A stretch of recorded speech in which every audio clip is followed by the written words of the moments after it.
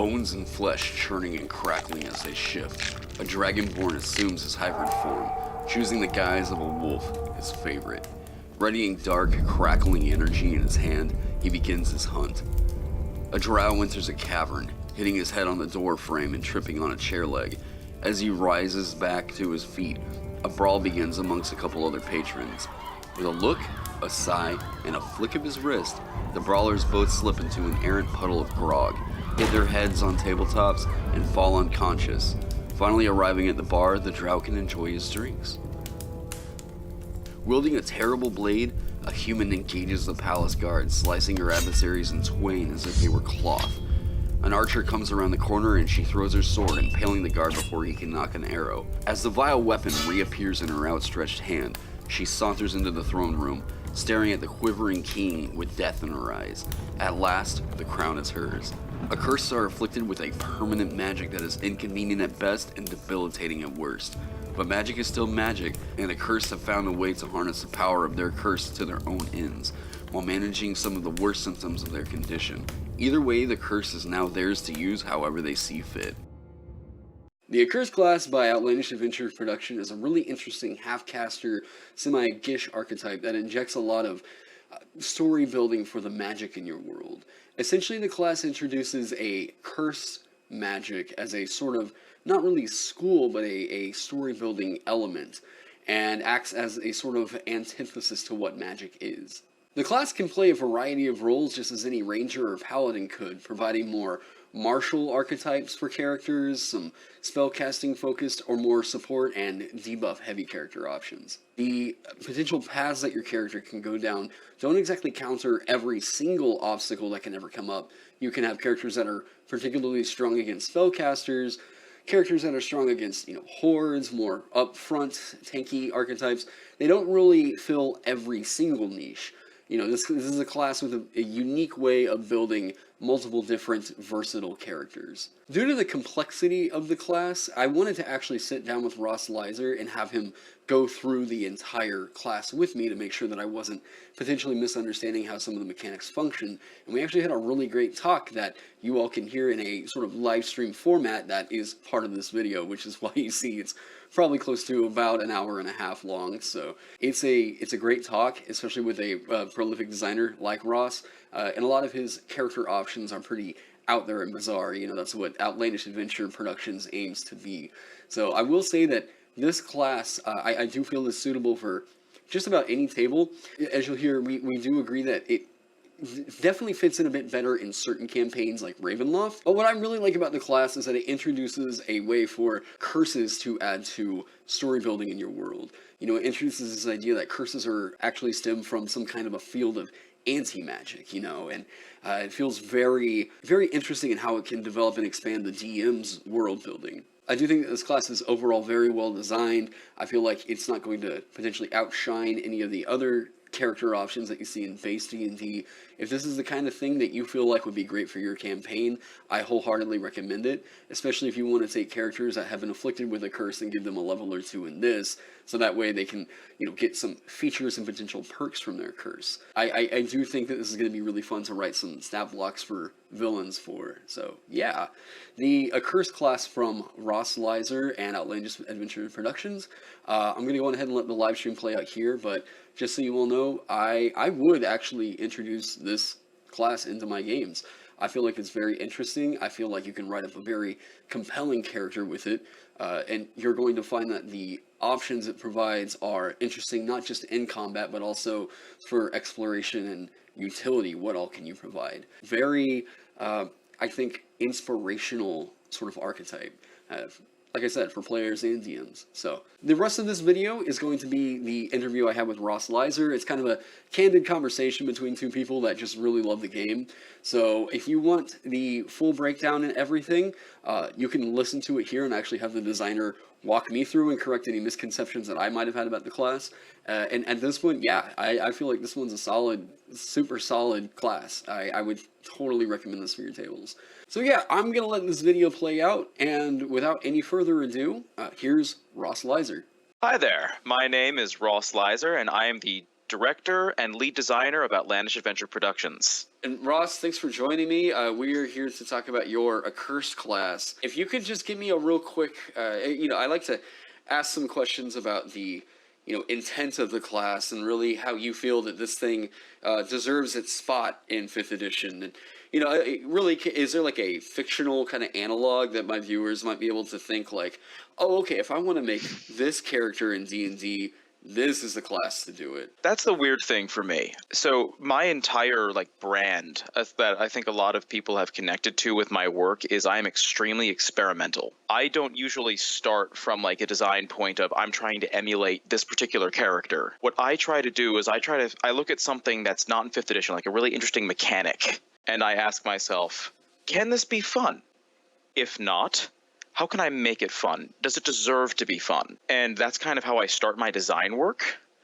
That said, especially if you look at the vampirism aspect of this class, we're talking about people that are you probably see a bunch of people in fiction that are hate being vampires and don't want to be vampires anymore. Right. And so that this is them trying to recover from that.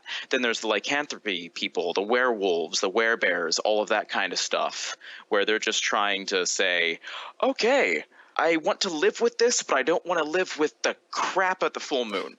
Then different things with people who are possessed. There's so many elements of that in fiction, but this idea is I'm befriending the person who possessed me because they deserve to have what they wanted in their afterlife. We can both get something out of this ordeal. Yeah. And then you see so many people, anime especially, with misfortune. Mm-hmm. Oh my God, there are so many people that are just chronically unlucky, and it's terrible. Right. And then these people just learning, oh hey, the thing that's affecting me is based on probability. I can twist that to my advantage. Yeah. Yeah, I really dig the misfortune as a mechanic. I run a table with, now we have 10 different ability scores, where now I introduced honor, luck, piety, and sanity. So interesting. It's honor and sanity are run basically the same way that they are in the Dungeon Master's Guide. But, honor uses, I brought back diplomacy checks and tied honor into that. Nice. I really want luck because, my introduction to fantasy was Final Fantasy and Dragon Quest, video game RPGs. And luck. Oh yeah, Fire Emblem has the luck stat too. I'm big on that series. I always tell people if you ever want to if you want to know what it's like to fight in D&D, go play Fire Emblem for the map. That's how you move around.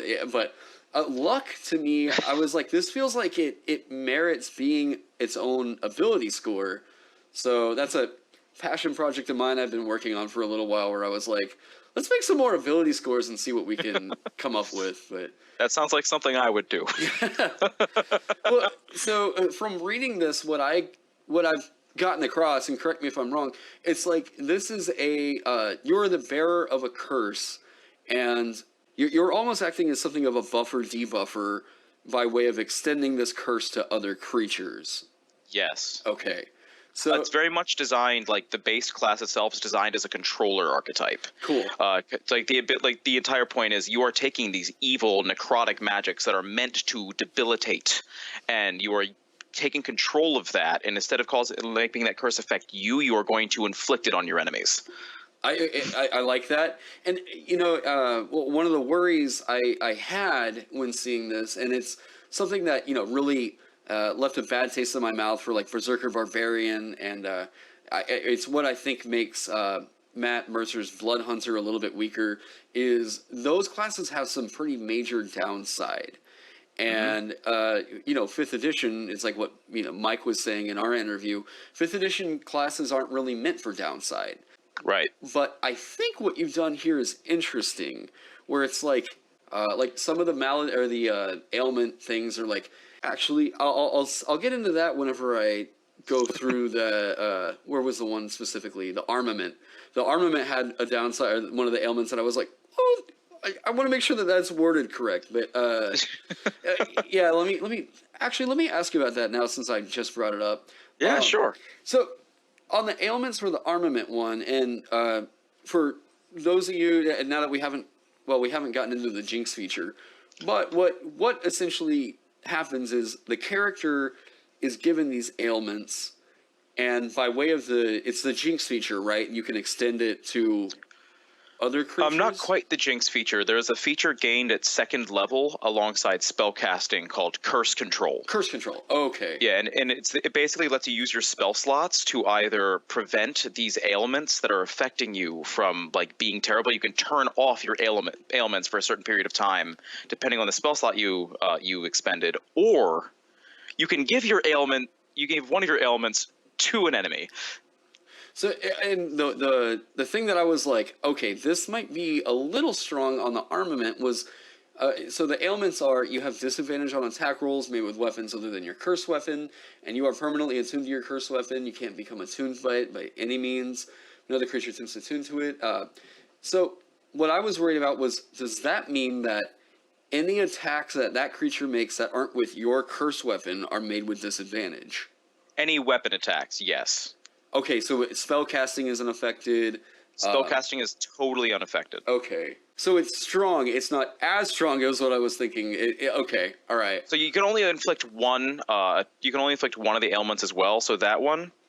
So yeah, this one gives disadvantage on weapon attacks they make that are not with your curse weapons. They literally have to pry it from your hands, right, to use it. Or you can actually take away one of their attunement slots in the middle of a fight, which at early levels, not going to be a big deal. Right. But if you're facing like a big bad that's attuned to 3 things and they suddenly have to break one of their attunements, that's crazy. Yeah. Like that's very strong. And I wanted it to be because, like, if you look at Curse of the Armament, they get the least at the early levels, but they ramp really hard. It's kind of like the Bard of the class in a weird way. Same thing with the Curse of Misfortune. I mean, I know I'm getting into way too much specificity right now. But yeah, certain of these are kind of front-loaded and kind of have the Fighter Barbarian power curve. Right. And some of these are much more back-loaded with like the Bard Wizard power curve. Generally, the scaffolding off of this, is it kind of Paladin base? So here's the thing. I intentionally break scaffolding. Okay. I try very, very hard to create my own scaffolding for any classes because I want all of my classes to feel uber distinct. Right. And I kind of, if you look at my products, this is the 4th distinct half-caster I've designed. So I had a lot of practice in, okay, let's break some things, shall we? And so I actually more heavily based this off the fighter. Okay. It's because here's the thing. My absolute favorite thing about the fighter is that it's a blank canvas. Oh, yeah. It has a really nice, simple, but very effective base class design. And then you get to color it with your fighting style choice. A huge splash of color comes from its subclass. Like, it dictates almost the entirety of how your class plays, how your role play is going to work.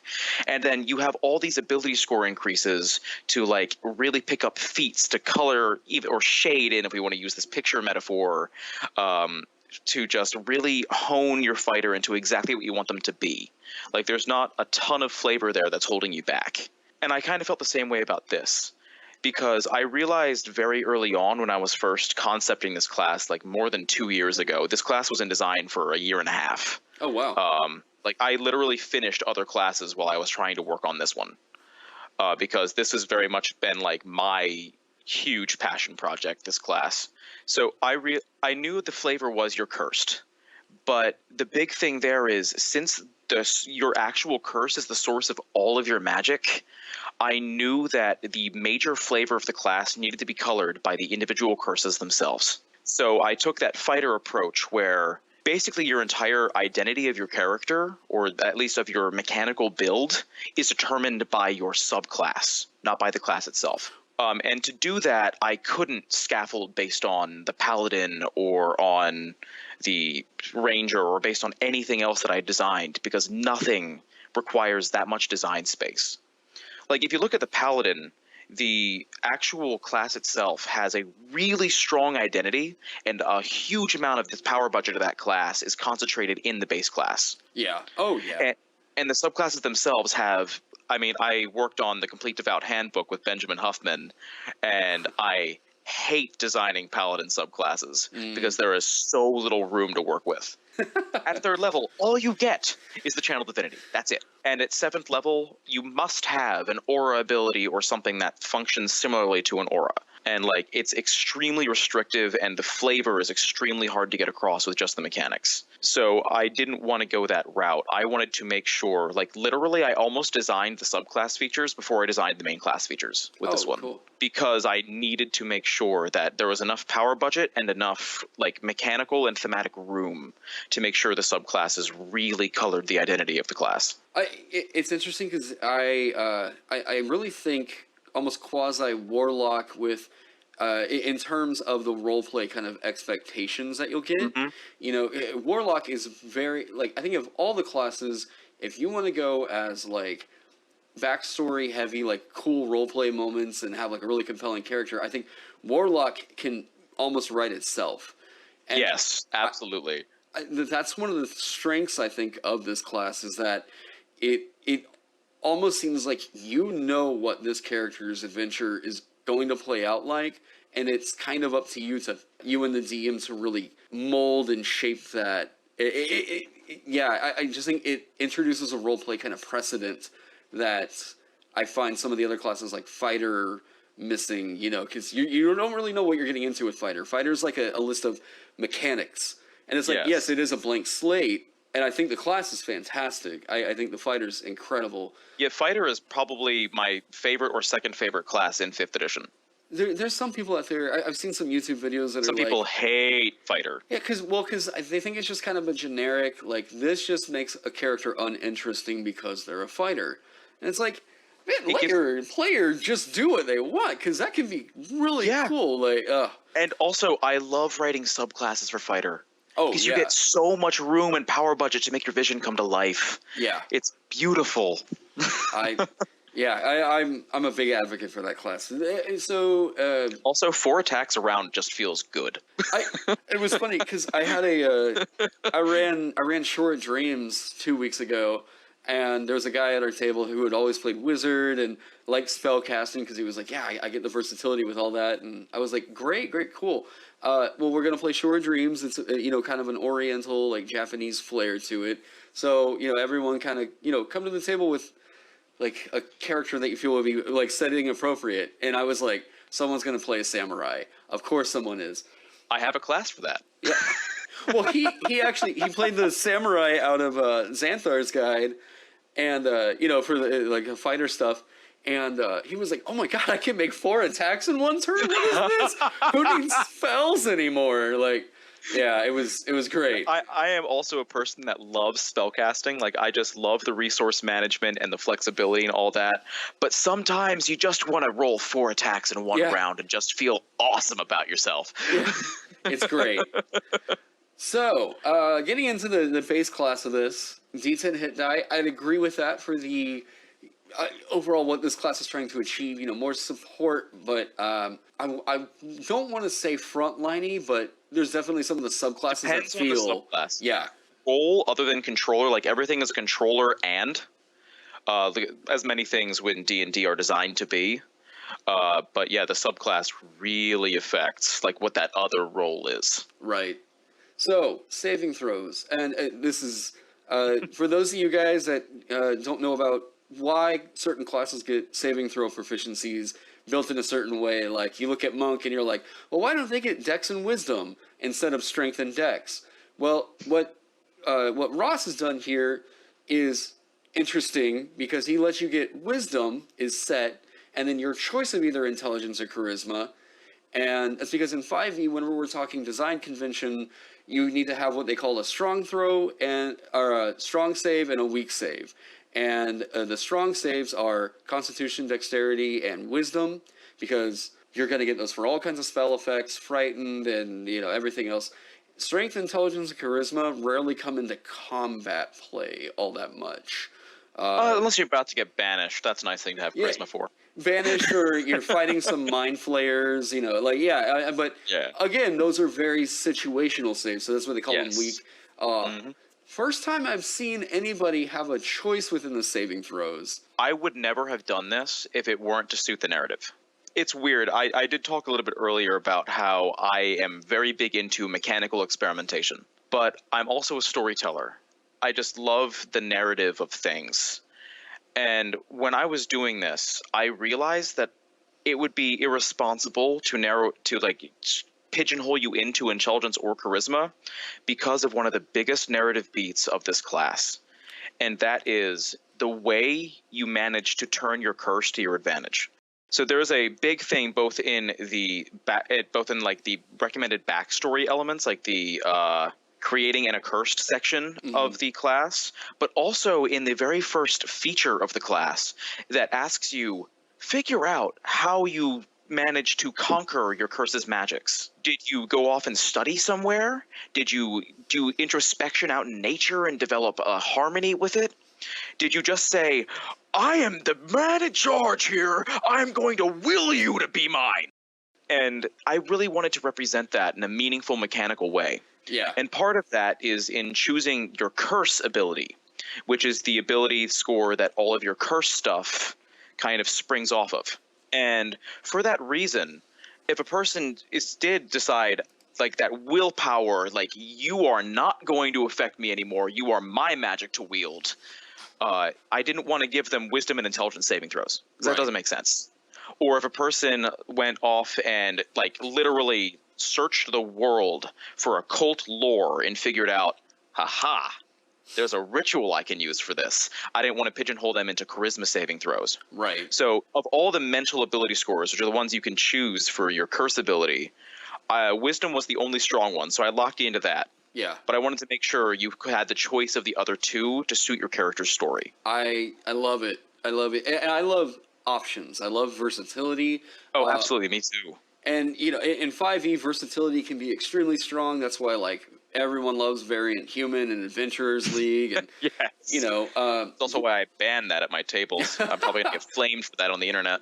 See, it's funny. I don't really mind it, and that's a whole rabbit hole we can go down at some point. But like, I'm very big on racial balance, and I use Detect Balance, which is a very heavily peer-reviewed. And Variant Human measures at like a 33 on that, when a balanced race is 24 to 27. Right. So I'm iffy on it. Oh, for those of you guys that don't know what Ross is talking about, Detect Balance is a really in the community. It's almost like the shibboleth of Homebrew, where you can go through and see how they rate certain racial features, and it's two different measuring scales, I believe. One of them is like a 1 to 5 point system, and the other one is a 1 to 30, like up to 40, I want to say. Well, if you believe their review of the UNT Pureblood, it goes up to, I think, like a little over 50. Oh, Jesus. Yeah, that monstrous race is not okay. Yeah, no. I mean, most of the monstrous races are like horribly balanced, but that one in particular is horrific. Yeah, magic resistance just doesn't need to be on a race. Blanket magic resistance, not like even the gnome that he only gets the mental. No, it's a blanket. But okay, but the versatility. What I meant to get in on that was, we love we love this character customization in that. We love to build the character that we want, which is why, like, I wish some things like, you know, you could have like a charisma-based cleric if you wanted to go like a party domain, or you could have an intelligence-based sorcerer for like a scion instead of the crazy class that we've gotten out of it. Yeah. But what you do is you use, for the curse save DC, you can choose either intelligence, wisdom, or charisma. One of the reasons I think that that's a good way to do it, you tied it into, you know, these three, the main, like you were saying, the main intellectual, the more, I guess, mind-based. Yeah, I refer to them as the mental ability scores, and then strength, dexterity, and constitution as the physical ability scores. Yeah, you know, whenever you're blending, like, you know, intelligence, or you can choose dexterity, then it's like, okay, wait, hang on. Like, that's where I think balance starts to become a little bit of an issue, especially with, like, those being tied into other things that aren't skill checks. This, however, I'm like, I think that Wizards should take a note from things like this and like Ben's Magus, where it's like, no, first level, determine your ability score modifier. Don't have it be set by the class. Make it like what is your character good at? Not your character is good at this because of this. Like, Yeah, so to be fully honest, like I let people reflavor their mental ability score, like abilities, to what they feel best fits their character, no matter what class they're playing, just because it's more interesting that way. oh yeah, I mean, you can't suddenly let strength-based characters use dexterity. That would be horrific. right. But yeah, mental, I think you can sidestep a bit more. I think if we ever see a 5.5, that's the one big thing I would like to see moving forward. Other than a Ranger revision, yeah, I would like to see. Everyone and their mother's has put their hand at that. Yeah. I mean, I have an unfinished, unreleased version of that I sometimes have my players use. I did a Ranger revision. I think everybody that's been in the homebrew scene has. That's like Yeah, same part thing of as your, making a spellblade. Oh yeah, part of your entry, your initiation into the homebrew scene is to make a Ranger revision, and then your own artificer. And in the early days of Unearthed Arcana, yeah, everyone made an intelligence-based halfcaster. And Yep. for everybody else, it was a spellblade. For me, I'm like, no, I don't want to make a spellblade. Everybody's doing that. What if you can use your magic and mold it into a personalized weapon? Oh yeah, that's better. Wait, were you the sculptor? I am the sculptor guy. Oh, no kidding. Okay. That was my very first class. That is a really dope class. Thank you. Yeah, I would love to make like a more like the Eldritch Knight kind of thing, but transmutation and like evocation spells. Like that's really what I was like. Oh, okay, that could be really cool. No, yeah, the sculptor. That's another one that you guys should definitely go check out. I might bring you on for another video for that one because I dig. I would love to come on for whatever videos you'd like to have me for, even if it's to talk about other things. Oh, like killer. I know you've had Benjamin on for a couple other videos, and I would love to do that. Yeah, I'll definitely be getting you a call. Interesting design. I love things like that. More options are always fun. And also another reason that people might not consider, one of the reasons I also wanted to make the mental ability score very flexible is because I realized very early on how interesting story-wise it would be to multi-class into this. Yeah. Like, just a character, like a fighter maybe, picks up a cursed weapon, and maybe nobody has the remove curse spell on them at the time. I wanted to give that person an option to expand the story of that weapon in a really interesting way. And letting them, and then literally having an adventure around that for them to figure out how to conquer the curse and make it their own. Yeah. And being able to then, as the reward for that, take a level in this, I think would be a very interesting thing that could happen. So I wanted to make sure it was multi-class friendly. If there's a story reason, usually what I'll do is I don't, tell someone you have to take a level in this. Usually I'll tell them, you know what? You don't get the hit die improvement. It's not like a level, but you can get stalt into it and just get the features. Yeah, you get some nice features from it. Yeah, absolutely. Yeah. I think that's cool, rewarding for like story moments. That's yeah. I think all right. So the note I made was, I think any DM considering this class should check out the Jinx feature to make sure they get ideas for how to help run their monsters. And for those of you that are wondering how should charm work and like why did charm spells say specifically that like the creature knows that you charmed it, like that feels like this spell sucks. Well, it's all because the DM is trying to figure out how to run monsters, and if they just don't know that you charmed it, monsters are way worse because they don't know to target the wizard at that point that is like manipulating one of their buddies or whatever. Really, with Jinx, if you want to give a quick synopsis of what it does, but yeah, that's just something to keep in mind for you DMs out there considering this class. Like, know how this works, and yeah. But anyways, if you wanted to say anything, Ross. So Jinx is kind of like the major ribbon feature that you get at first level. I knew that I wanted to have a huge amount of the power budget at first level with a very limited power budget in the subclasses. But at the same time, I wanted to make sure that at first level, you knew what you were getting was connected to a greater whole that is the class itself. And so I had to figure out something that was pretty low powered, but still something you might want to use in certain situations, and also tie it into curse magic. So I came up with Jinx. Basically, you can touch a person, put a tiny bit of curse energy onto them, and they can, if they don't succeed on a saving throw, they have disadvantage on the next ability check they make, using a ability that you determine when you use this feature. Right. So, for example, if you know you're about to get into a wrestle match with somebody outside of combat, you could just go up and touch them, like give them a firm handshake, say "Good luck in the match, buddy," Right. and just be like, "Ha, you have disadvantage on strength checks." Or if you know you're about to go into like a battle of wits or a chess match, you can be like, huh, "You're gonna have disadvantage on your next intelligence check. Screw you." Right. Or if you're maybe even in like a situation where there two parties are trying to convince the same person to side with them, you can go up and just clasp them on the shoulder and like, "May the better man win this confrontation," and just jinx their charisma ability checks. Right. So it's extremely niche use, but it's also something that's very usable if you get creative, which I love features like that. But the really fun thing about this is I wanted to give the option for you to get away with it, because if you just run up and just touch somebody and they would just know. Right. But if you're subtle about it, I incorporated a dexterity sleight of hand check against the target's passive perception. That's fun. And if you succeed, they have no idea you did it. That's really fun. It's one of the features of Bestow Curse, but with a much more, how do you put it? I don't want to say less magical, but since it's rooted into I would a actually feature, liken it closer to Hex, because Hex has a more directly like proportional effect where it's like you don't get the D6, but you do give them the disadvantage on that kind of ability check. Right. Jinx is only for the next ability check they make within the next minute, so it's not like Hex level powerful. I mean, I don't want to give them a spell slot. Okay. No, and I love the flavor of that, the sleight of hand check. That's fun. I really like that, and I think it makes players want to play more on type. I really like that. You guys came up with a whole bevy of new spells for this. Yeah, I've become a huge fan of like spells as flavor. Oh yeah.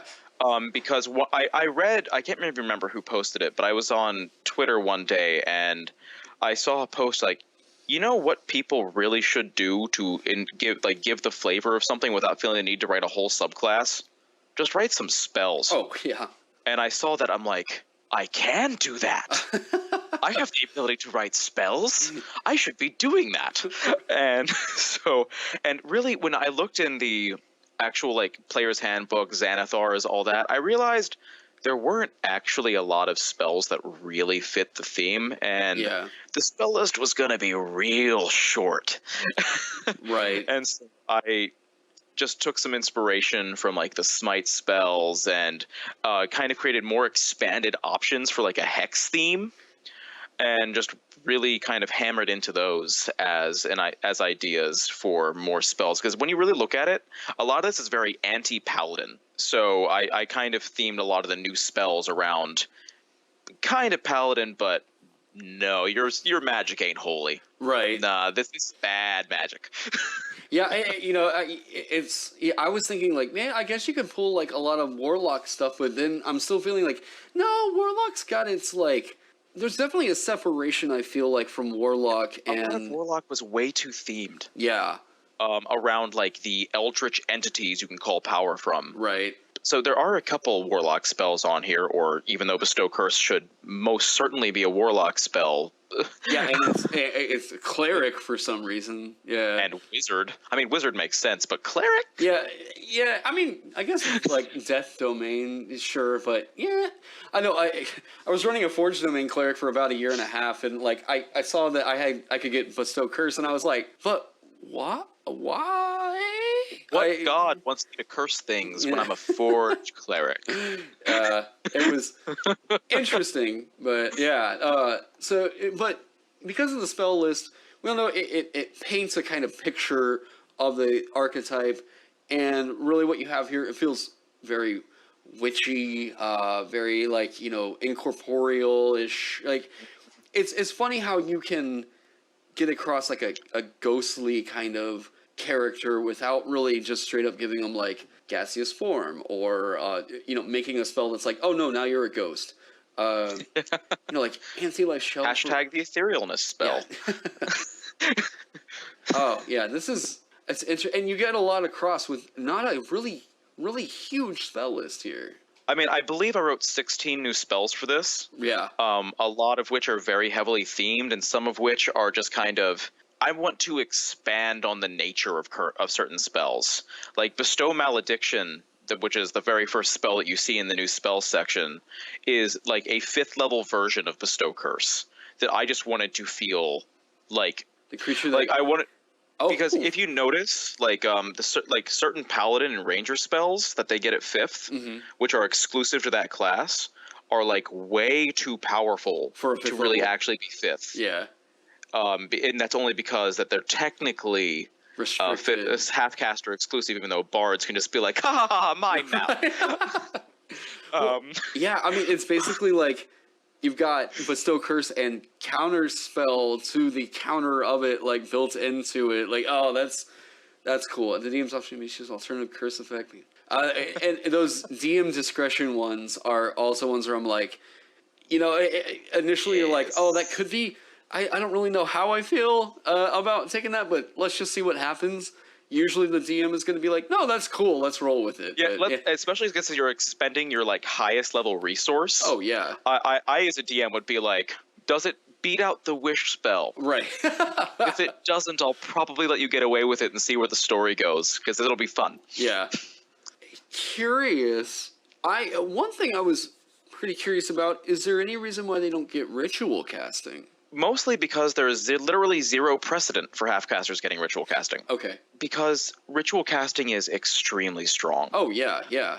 That's probably the reason that no other half-casters get it, although because, as you know, I'm an experimental person, I'm probably going to try to put on a half-caster at some point, because I love half-casters. I mean, literally half the classes I've released have been half-casters. Just because I love that mixture of martial and magic. Oh, yeah. I adore it. And there really just aren't a lot of thematic options for that in 5th edition. Yeah. I mean, yeah, you're going to see more of this because in the Complete Martialist Handbook, I wrote like a third caster for almost every single one of the options. Oh, cool. Yeah, I'm the one who wrote Path of the Rune Sage. I wrote the Crusader Fighter. I wrote the Zealous Inquisitor. Like, I was very big on introducing magic into those completely martial classes. And then you're going to see a lot of this in the Complete Arcanist Handbook when Benjamin and I eventually release that of, I'm going to write some Gish subclasses because I love me a Gish. Yeah. I really like working within that domain. But yeah, ritual casting, especially when you get so few resources as compared to a full spellcasting class, is just so powerful. Yeah, it just felt like it would have been really on point for this archetype. Like, maybe it's just personal. Like, I feel like I would have loved to have seen it there. But yeah, ritual casting is pretty nuts. And in this particular thing, like you probably noticed that the first 5 levels are relatively front loaded just to fit all of the like features. That's intentional. Like, I was very careful to toe the line of it not going like completely overboard. But yeah, ritual casting definitely would have like kicked it over the line. Yeah. All right. So curse control. So this is the one. And again, I have had a pretty brief look. I've read it about 3 or 4 times in the last week. I'm trying to make sure all the mechanics of it and everything make. One thing that will be changed, like I'm sort of trying to get a go through of like going through and like re-looking at all the classes and doing balance updates. One thing that was brought to my attention pretty early is that afflict should be a repeated save. Okay. And I will be doing that. It's just. Yeah, pretty much. While they're affected by it, they can repeat the save at the end of each of their turns, and if they do, it turns off. Oh, okay. So as I realized, it is pretty strong if it's just the full minute. Oh, yeah. Yeah. I don't think there's many spells that do that below... What are you at, 3rd level or 2nd level for this? Yeah, there's not many spells that do that below... Well, yeah. Even 5th level. I know, and like that's one of those ones that we talked about a little bit earlier, where you update it, and the first comment is like, dude," yeah, and you go, right. crap." So essentially the way that this works is you're blowing a spell slot in order to either, like it says, afflict, so you can extend your curse to another creature, or suppress, and that you don't suffer the issues of your ailments. Yeah, no ailment affects you if you don't want it to. No ailment affects you. And the duration of the effect depends on the level of the spell slot you expend to use it, so it introduces a scaling for it. Cool. I think, again, it's like I always think that these classes where there are some potential downsides, it's like hopefully there's a way for them to overcome it within a resource of the class. Like, that's why Berserker Barbarian is just, I have so many problems with the way they designed that. Yeah. Like, one level of exhaustion, like you can probably handle one level of exhaustion for the day, but it's so debilitating for your ability to roleplay and do exploration for the remainder of the day. And then if you use it a second time, it hamstrings your combat effectiveness. Yeah. Like what? Like you already are burning a resource for your rage. Why are you introducing this extremely debilitating effect? Berserker Barbarian was my first like class review video I did on the official classes. And I was like, yeah, all right, cool. I'm building up my YouTube channel. I'll share this with Reddit and, everybody in the Facebook community. Oh, my God, that was a mistake. Like, oh, no. Oh, yeah. Well, then I had, you've got people that are like, no, I ran a Berserker. It was great, but my DM let me use strength for the... And I was like, right. The base class requires tweaking in order for your DM to make you think it was good. Like, it's like the Beastmaster Ranger. Oh my god. Oh yeah, yeah. Ugh. There's staunch defenders that think that the class is, totally on point, but I'm like, man, it's just not as good as some of the other options, honestly. Like, just go Totem Barbarian if you're only PHB. Like Bear Totem is just ridiculous. Oh yeah. And Wolf Totem, if you're a team player, is superb. You will never make your rogue happier than if you take Wolf Totem. Attack tactics and that's good shit. So Malediction Metamorphosis, essentially a rebranded fighting style, and one of the main reasons I also wanted to do this is because when you really look at this class, even though it is like a half caster, half martial, it really doesn't read very martial. And I realized in the lore that would only fit certain things. So, there's a reason that, at, I believe it's 10th level or 11th level, that Curse of the Armament finally gets an actual fighting style. But it wouldn't really work for Misfortune. Right. That's a class where you're, maybe at first level and second level you use a weapon, and then beyond that you might never again. And I did not want to, hamstring people that were actively not being encouraged to use weapons. So I wanted to write, these fighting style things that felt much more in flavor. So let's talk about it. Enshrouding Imprecation. Am I saying that right? Yes. Okay. I had to do a lot of thesaurus searches to figure out synonyms for curse and stuff. Yeah, I think 80% of the time I spend homebrewing is just Googling what synonym, X synonym. Oh my god, thesaurus.com gets so much traffic from me. So, enshrouding Imprecation. Your curse's energy covers you like a dark cloak, and when it isn't held back by bright light, you have advantage on stealth checks that you make when in dim light or darkness. Fecund Affliction. I'm expanding my vocabulary tonight. Once, you can use your Afflict without expending a spell slot. Its duration is 1 minute. You regain your use of this feature when you finish a short or long rest. Is that just that first level, or do you... So it follows the rules for using things. The only thing the spell slot affects is the duration. So in that first level is 1 minute. Okay. So I just wrote that in. The duration is 1 minute. Oh, okay. Yes. Gotcha. Hostile Bane. Once during each of your turns, when you hit a creature with an attack, you can use the attack to deal additional necrotic damage equal to your curse ability modifier. Usually always going to be good. The only thing is, necrotic is resisted by things, but at early levels, it's a powerhouse. Oh, yeah. When I did play testing, I played a Fearbolg Lycanthropy Accursed with Hostile Bane. So just a 12-foot tall bear. Oh yeah. Although I made him a weregoat because I wanted to be weird. Oh, I love that. Although as we get into Lycanthropy, you'll also see that you're not really locked into anything. Good. So he would occasionally bash things with goat horns, or he'll slash things with claws, or he'll unhinge his jaw and bite things, which was really fun. But yeah, Hostile Bane was a very decent source of damage. Nice. Oh yeah. Protective Hex. When you're wearing light, medium, or no armor, you can use your Curse ability modifier instead of Dexterity modifier to determine your armor class. Your Curse ability modifier is otherwise treated as though it were your Dexterity modifier for the purpose of determining your AC this way. Conventionally, for those of you watching, an unarmored defense feature is usually always like 10 or like a flat number plus your Dex modifier, like if you look at Monk, plus your Wisdom modifier. So the way that Ross has made this work is that you can still wear armor and it won't completely insane. Now you get your essentially your curse modifier to add to it. So it's a stronger I say a stronger unarmored defense. It's like it's stronger at early armor. levels, worse at later levels. Cool. But the major reason I wanted to write this in is because I realized pretty early on when I was doing balance testing, Lycanthropy could not be allowed to use dexterity for their attack rolls. Like, it was just ridiculous for their 2 or more attacks a turn to be fueled off the same thing that was fueling their AC.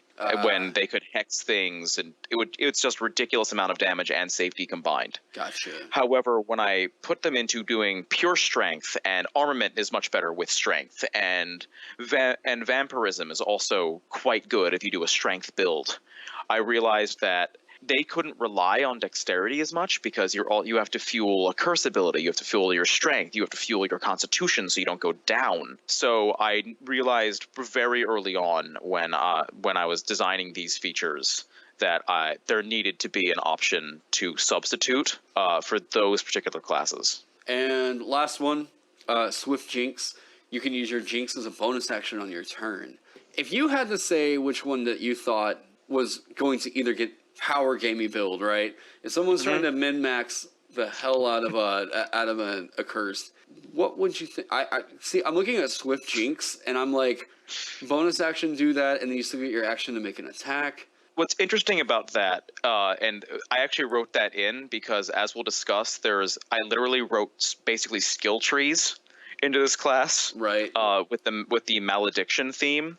And so all of these malediction metamorphoses you choose they have the opportunity to be built off of and made stronger. So we'll get to that in a little bit. Yeah. And I was very happy about that because I wanted to have this kind of narrative of, you altered the way your curse works, so weird crap is going to happen. I actually themed it, you'll see a little bit, based off the idea of how cancer works, which I thought was a nice thematic element.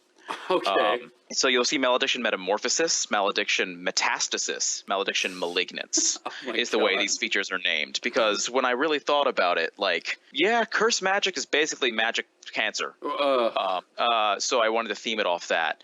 If you're talking really metagamey, you have to actually go by subclass. If you want to go pure powerhouse, I want to deal damage, right? But I'm going to be fragile as a toothpick. You want to go hostile bane, lycanthropy. The damage you can output is ridiculous at level 2, but you are so fragile because you have no AC. Now, if you're going for something Swift Jinx, I had a feeling people would look at that and feel like there's definitely a purpose to this, but I don't see it. I actually wanted that because I'm very much the kind of person that likes to do weird builds and just watch mechanics mash together to see what happens. I mean, that probably comes across in my design style a lot. But so Swift Jinx has some really interesting applications, especially for vampirism, because they get a feature at 3rd level that I'm sure we'll discuss a little bit more, where you only deal the extra damage with its bite if they are willing, if they are incapacitated, or if they're grappled. Okay. So what you can do with a vampirism accursed is you can use Swift Jinx as a bonus action to try to give them disadvantage on their grapple check, on the grapple check, and you can use it that way. Fell attunement. So your familiarity with the nature of curses and other dark magics allows you to detect them. Oh, okay. So what I said about fell attunement, very heavily based on the paladin feature and the ranger feature that are very similar. Okay, so I'm glad you said that because that was my thing. I, however, feel that this is insanely more useful than Natural Explorer. Is that the Ranger one? Primeval Awareness was the one I was more there we go. basing it on. Yeah. Thank you. Primeval Awareness. Because I can never... And Divine Sense is the Paladin one. Yeah.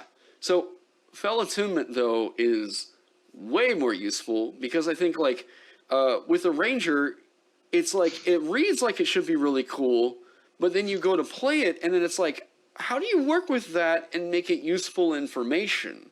You know, I mean, like, yeah, you have to like actively stretch to use it, and I did not want that to be the case with Fell Attunement. yeah. Why I think this is so much stronger, really, is within 60 feet of you, you know that, do you know the exact location? No, you do not. You only know that they are there. So, these are the creatures, aberrations, fiends, shape changers, or undead, that will have things like invisibility. I don't think you can sense through like astral or ethereal jaunt like with the night hag, but I mean undead. We're talking ghosts. That nearly every single incorporeal undead has got some sort of an invisibility phasing feature, shape changer. I mean, if they're on the ethereal plane, you will not sense them. That is important to note, though. Okay, shape changer. Goodbye to ever having to deal with mimics ever again. I mean, if you know to check for them, yes. Yeah, I mean, you throw one of those at a party, they will never look at a treasure chest the same way again. Oh, like, ever. I know. I love mimics so much. I love mimics and oblexes. I'm that DM. Yeah. I just have a fun rule that like every treasure chest has a 5% chance of being a mimic. So I will if the party's gonna open a treasure chest, I'm just gonna roll a d20, and if it comes out to a 1, oh, that's evil. oh, it's super fun though. I love it. So Yes, more of your dice. Yeah. You know the type without not its identity. So okay, not a total counter to mimic, because you're like, there's a mimic in here, but There's something here. Is it the bed? Is it the bookshelf? Is it the treasure chest? Is it the toilet? Who knows? But something's a shape changer. I like also, that. DM knows you have this feature, and you believe that someone in your party might have been replaced. It can confirm that. Yeah. As a false positive if there's a mimic in the room. That's... So Ooh. You can do some serious paranoia. I dig that. I would almost love to see something like this. I love it as this feature here. I don't think it should move, but I'm like, man, I wish there was a spell that could like mimic this kind of an effect. Like, because like detect good and evil doesn't let you know this much information. Yeah. Oh man, that's really cool. I dig. I dig how this works. I like what this throws in there, and infinitely better than Primeval Awareness, I'll say. Another thing that I was kind of proud of, because I felt like just knowing this information wasn't quite as much as what like Divine Sense and Primeval Awareness could give if they were used well. I also threw in you know what? You'd be able to detect dark magics as well. Let's throw in like spells from the Warlock. Accursed or Warlock, yeah. Spell list. Yeah. That's cool. I'm almost like... I think Necromancy School might be a little broad, but yeah, I think that's a little bit too broad, because the source might not be like evil, because Necromancy Revivify is not like an evil spell. Like it doesn't have that connotation at all. Yeah. So I didn't want you to be like a cleric was here. Again, I think that's one of the big like shining stars of this class right here. I like that you... it just feels like a more flavorful and on point... Sorry about the dogs. It feels like I can't even hear them. I'm good. Oh, okay, cool. Then that means that the audience didn't hear them, and I just sound like a crazy person. But, yeah, it's like just a bit creepier Primeval Awareness, but in such a good and useful way. I dig this. I really appreciate you saying so, because let me tell you, since so much of the power budget was given to the subclasses, it was and also just the subclasses are so disparate in thematics, it was really hard to actually come up with like a good range of base class features that it felt like every Accursed should have.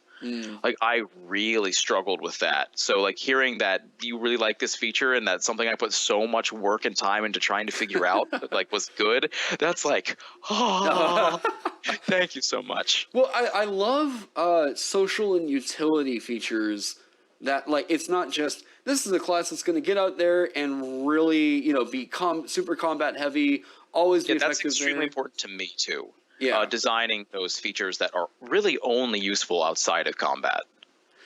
I wish Monk had a lot more of those. I know, right? And Barbarian. Oh, yeah. Danger Sense is like, what? Like, I mean, Danger Sense is still primarily a combat feature. Like, yes, it helps against traps, but that's way more combat-oriented. Yeah. Well, okay, so back onto this. So, standard array of ability score improvements. Possessive Curse. So... and here we're getting into when I am, so this is the stuff I haven't had time to go through today. So your curse jealously guards you from others of its ilk, refusing to share its host. You're immune to curses. You're immune to curses other than your cursed affliction, such as the hex and bestow curse spells. Additionally, your hit point maximum can't be reduced against your will. Ooh. You're immune to being possessed against your will, and when you touch or attune to a cursed object, it doesn't stop being cursed, but the curse doesn't affect you. That is really cool. Thank you.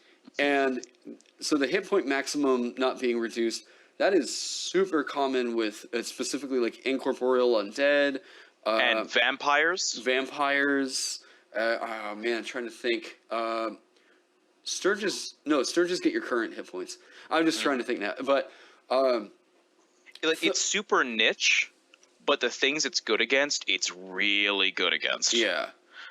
There's a monster in Mordenkainen's Tome of Foes called the Nightwalker, and I'm like, if you want to inject some real, like, how terrifying can a ghost be, that Nightwalker is, like, just this amazing, like, anti-life being.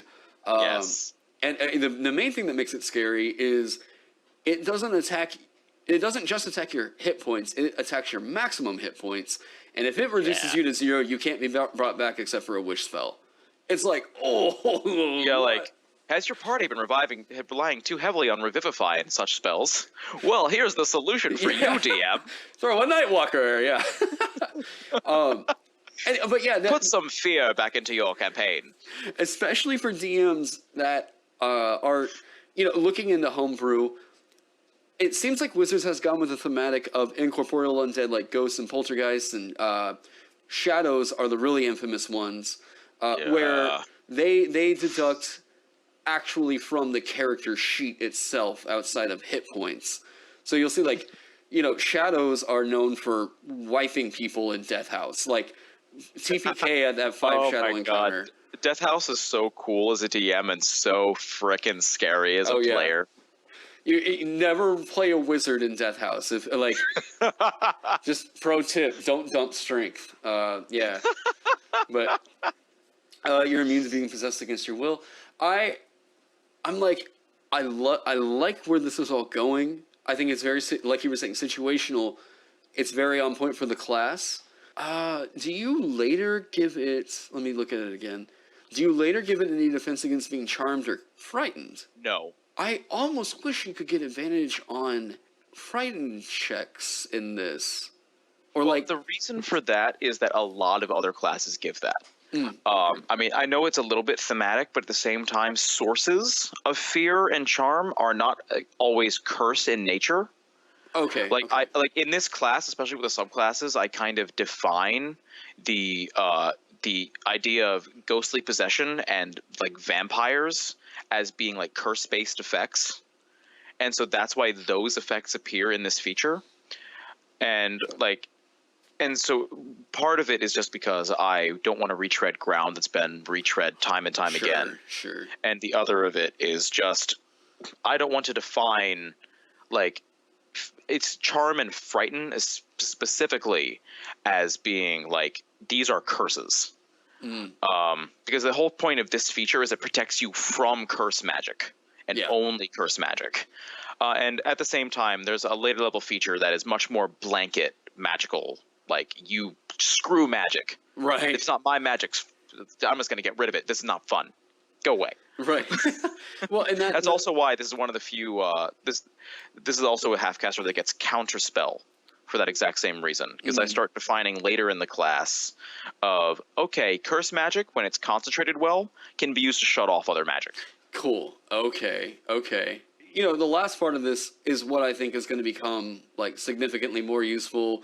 When you touch a cursed object, it doesn't stop being cursed, but the curse doesn't affect you.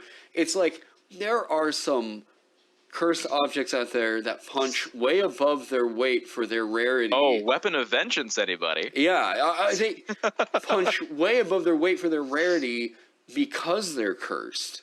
Yes, that's the actual true powerful feature in this. Yeah. Although what's funny is that other than Curse of Armament and maybe Vampirism, none of these other classes really use weapons. Yeah. And that was a very intentional design decision. And at the same time, Armament already can't use other weapons, although there's ways.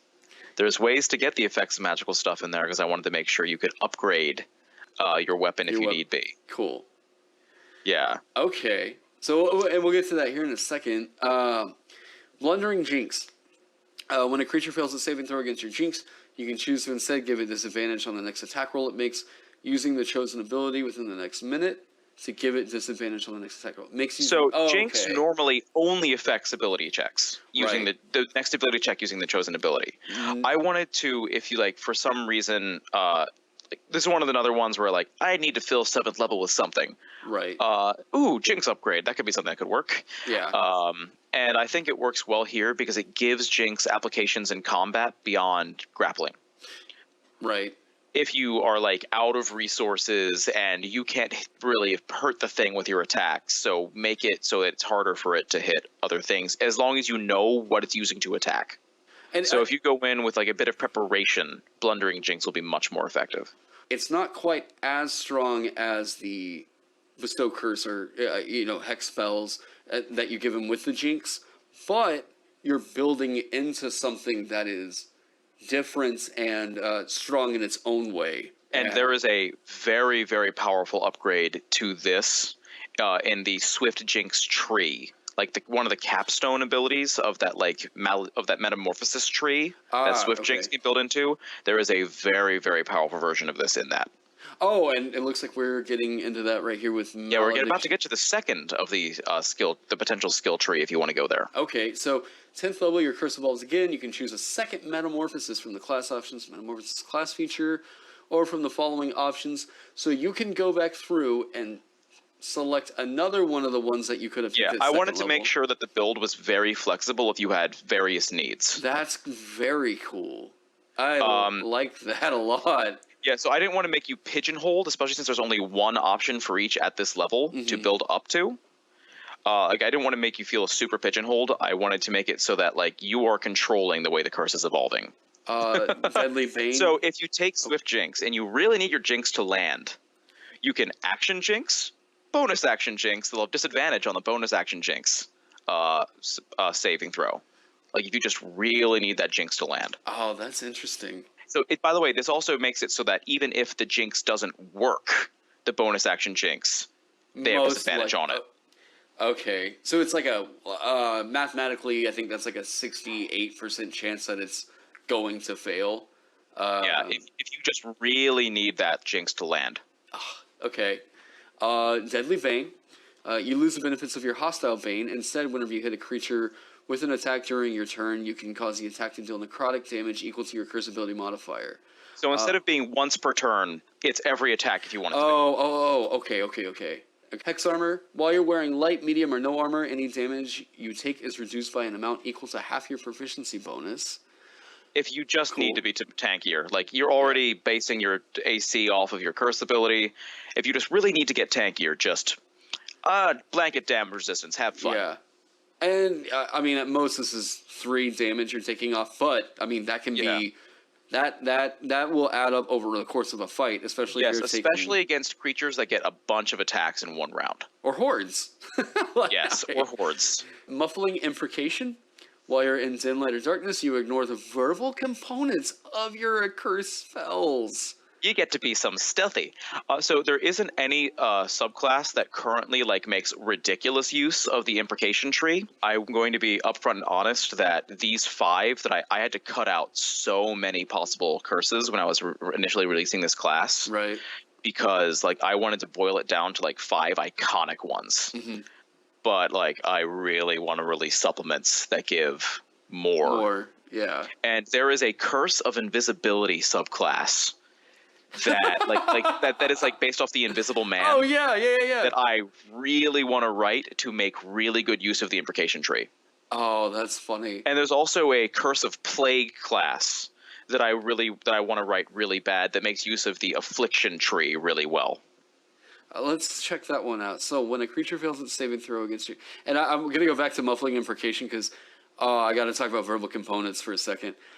Transferring affliction, when a creature fails its saving throw against your afflict, you can choose not to suffer the chosen ailments effects for the duration. So you're getting a basically it combines the stifle with the suppress with afflict. Oh, so I want to talk about muffling imprecation and just why I feel like, I mean, out of all these, yes, Hex Armor and Deadly Bane are really awesome for pure stat-wise stuff. Consolidating Jinx mechanically, that's going to be, that's making your Jinx as optimal if that's your core focus. And let me tell you, if you run a Jinx tree build with Curse of Misfortune, you're going to have a good time. Muffling imprecation. So verbal components, that to me, I think at a glance, some people would look at this and be like, why would I ever take that? I think that that's actually one of the strongest options in this. Yes, and I did that intentionally because if you really look at it, enshrouding implication is probably statistically the straight up worst of the original 3. Of the original like malediction metamorphosis abilities. Like just getting stealth is like it's okay, it's good, but it's only in dim light or darkness. Sure. And I wanted to do that just for thematic reasons. Like it's not going to be great. It's great for if you're multi-classing into rogue. Right. Or Shadow it's Monk. or Shadow Monk. But it's not great if it's just by itself. However, you can learn the darkness spell, which is one of the reasons which makes it really good.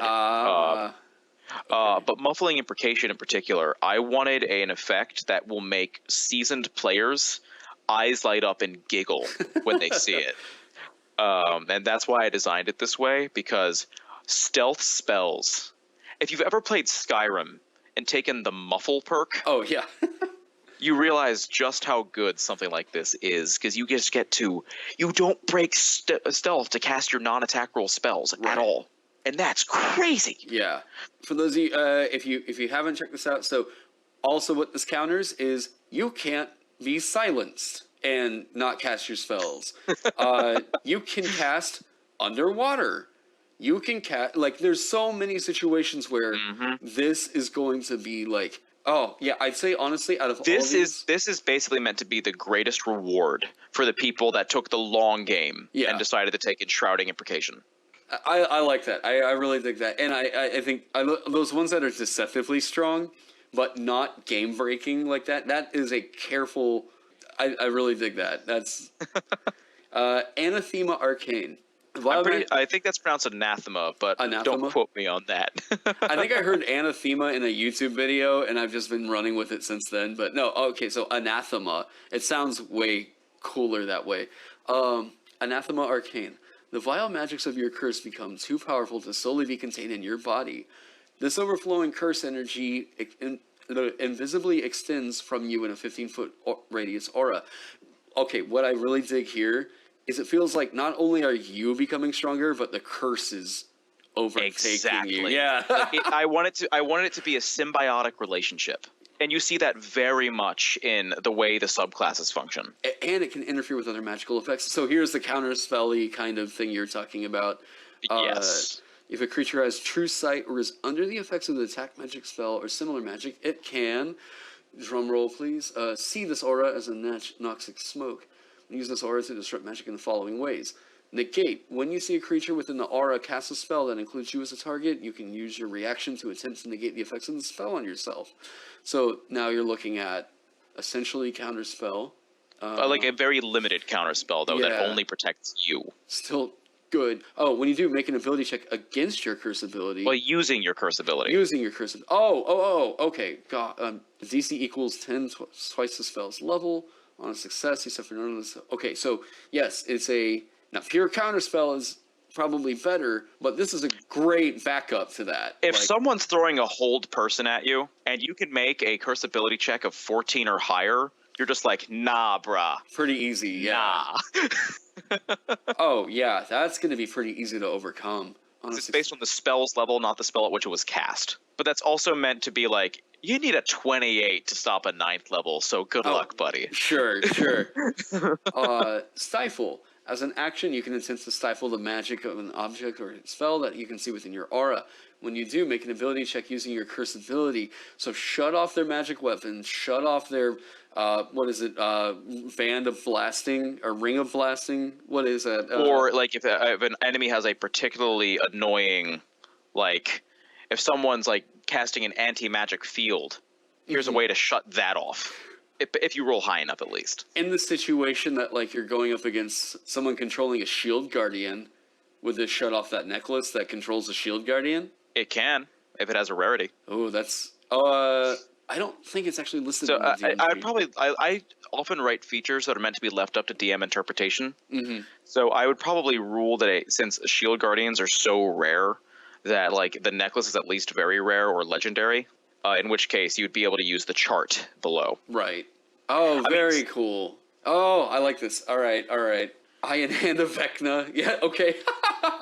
You can just turn that You need off. a 30, so good luck. Just just cuddle it like a teddy bear until you get a 30. Oh, I like this. Okay, cool. So, Anathema Arcane. So essentially we have your counterspell of a range of self. Counterspell light, dispel magic light, for all intents and purposes. Very cool. I like this. And I like the concept of curse magic as a... it's interesting because if you're a home brewer and you're thinking of, like, I want to make a spellcasting class, the first thing you should always be thinking, I think, and this is mostly to my viewers, is, like, what is the source of their magic?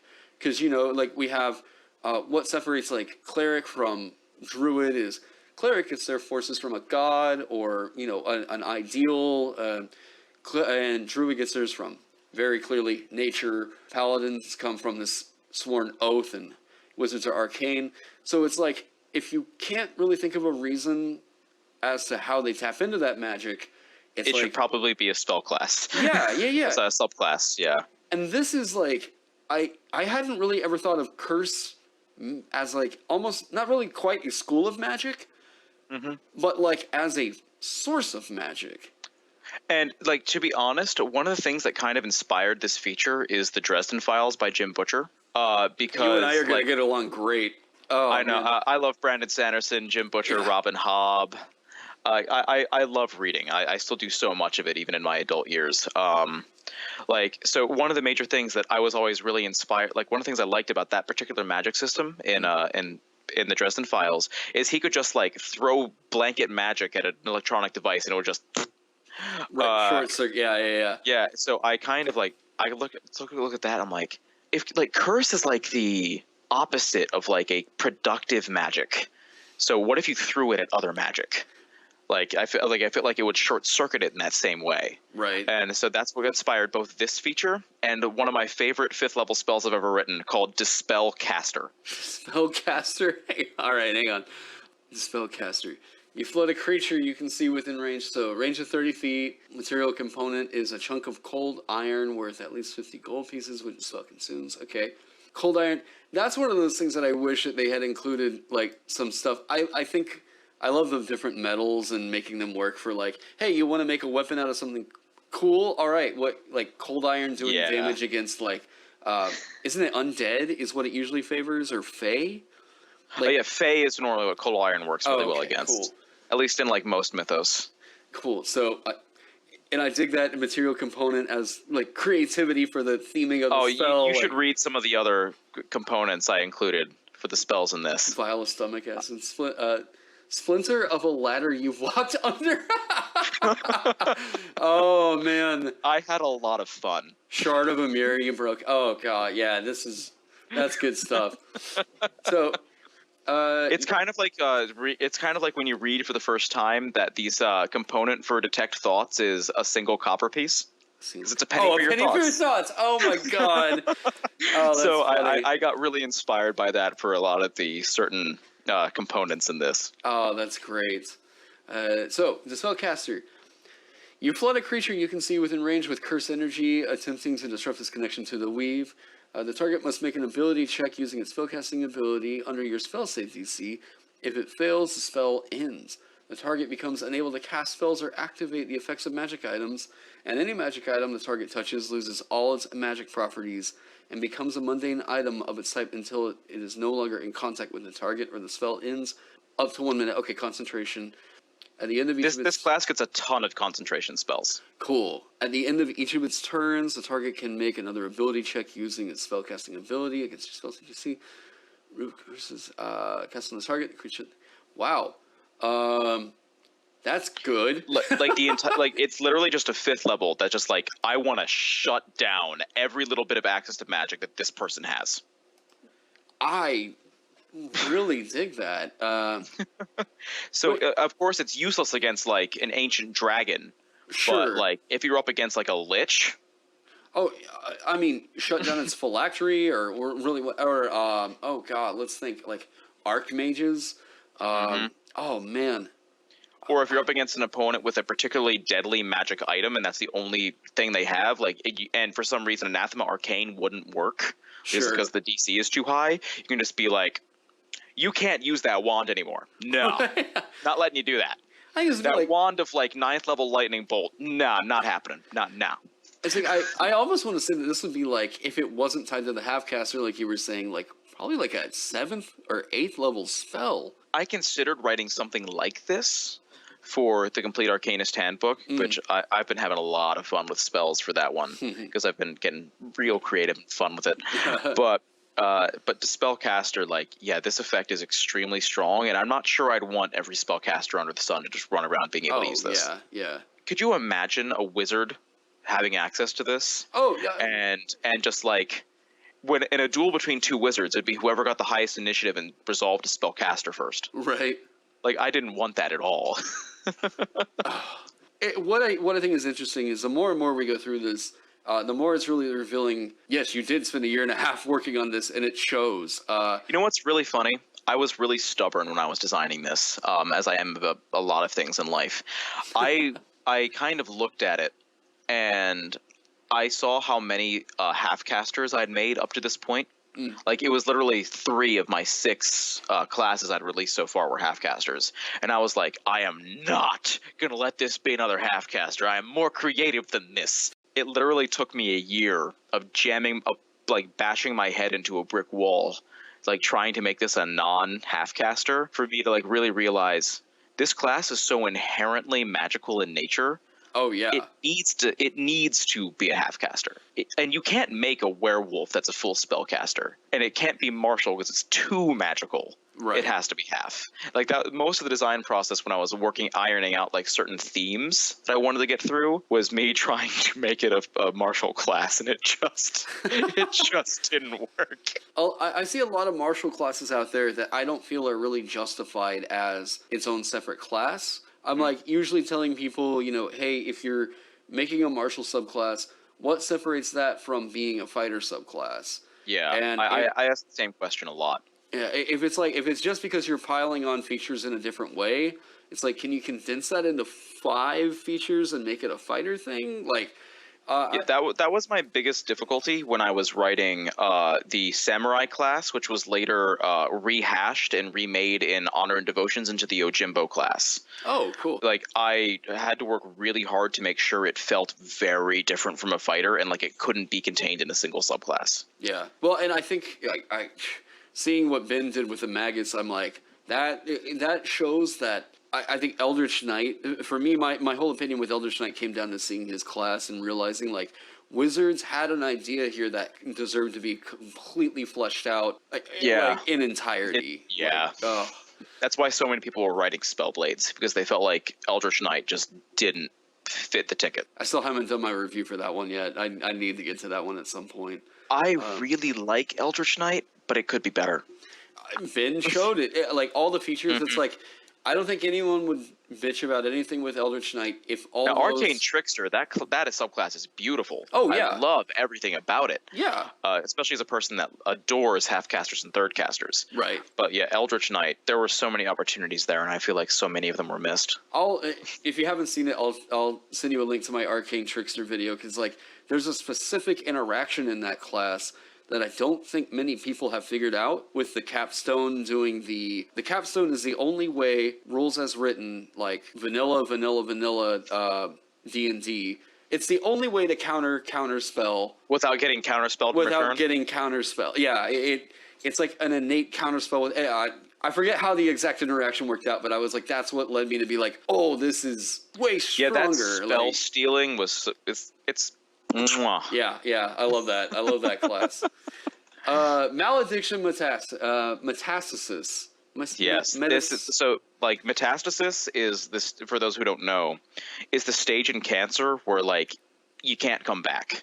It's like what people define as like this is where like the cancer has spread to other parts of the body. Like it's beyond the scope of where it started, and now it's infecting like everything around it. So Metastasis is like the ultimate stage of cancer where like there is almost no chance of survival if you have cancer, which is really dark. But I really wanted to, as I said, draw that parallel to like Curse basically being the magical version of cancer. It's just that you are using the cancer instead of it just being something that will destroy you. So I'm curious what your thought is if I was to ask, like, do you feel that this class is campaign setting agnostic? For the most part, yes. Does it lend itself better to certain things, like maybe Ravenloft? Yeah, it certainly does. Sure, yeah. Oh, it fits Raven. Like literally, one of the people that I interact with on Twitter all the time now, like saw this class and like gushed to me on the DMs Guild about how pretty much every campaign they've ever run has been run in Ravenloft because they love the setting so much, and they saw this class and were just like, you made a class for me. But so I think that there's just enough generality that it can be campaign agnostic. Like if your class has werewolves, if it has ghosts, if it has vampires or cursed weapons, this class can fit because there's a niche carved out where people can take this and run with it. But I do agree that it definitely like fits certain darker settings with like vile magics flying around everywhere. Right, much better. Malediction Metastasis. Metastasis, yes. So the third branch of the skill tree here. Yes. Clandestine Imprecation. So while you're in dim light or darkness, you can hide as a bonus action on your turn. Additionally, if you're hidden from a creature, then you cast a spell on it. The creature has disadvantage on any. So, okay, Arcane. They can't hear you. You have advantage on the stealth roll for hide. And if you are hidden, they have disadvantage on that spell they can't hear. As I said, this one starts off very weak, but gets really strong. I'm looking at a spell list here just to make sure. I'm like, okay, what are we talking about here? Blight, okay. Anti-life shell, fear. I'm looking at these, like, just seeing, like, okay, what are we talking about here that you can potentially get out there like that? You're talking about every single one of the infused spells. Every single one of those is verbal somatic, is verbal only. That's okay. Wow. Yeah, it's strong. It's very strong, and players that don't really understand the way that all of this will interact together will write off the imprecations as being bad when they might actually be the strongest tree. I would say, I mean, I haven't read the other ones yet, but I think Clandestine Imprecation is, I think that Imprecation tree... These are 18th levels. They're the only thing you get at 18th level. They're designed to be very strong. Crippling Jinx. So when a creature fails a saving throw against your Jinx, you can choose instead to give it disadvantage on the next saving throw it makes using the chosen ability within the next minute. Once you use this Metamorphosis, you must finish... Okay, so creature fails a saving throw against your Jinx. You can choose to instead give it disadvantage on the next saving throw it makes using the... So instead of giving it disadvantage on like a Wisdom ability check or a Wisdom attack roll, they have disadvantage on a Wisdom saving throw. Okay. So you can combo this with other things that you really need to land.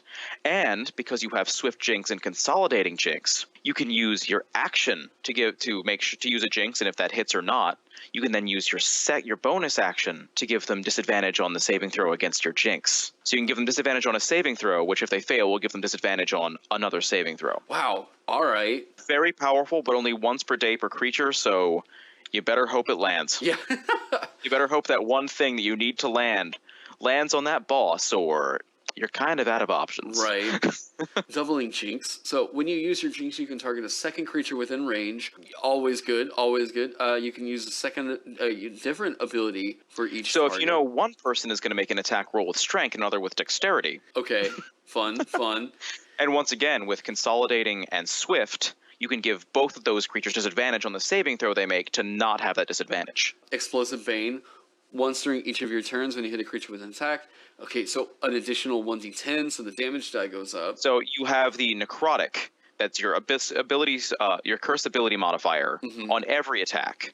And then one attack per turn, you can just do an additional 1d10 necrotic as well. Okay. But that's not with the meat of this one.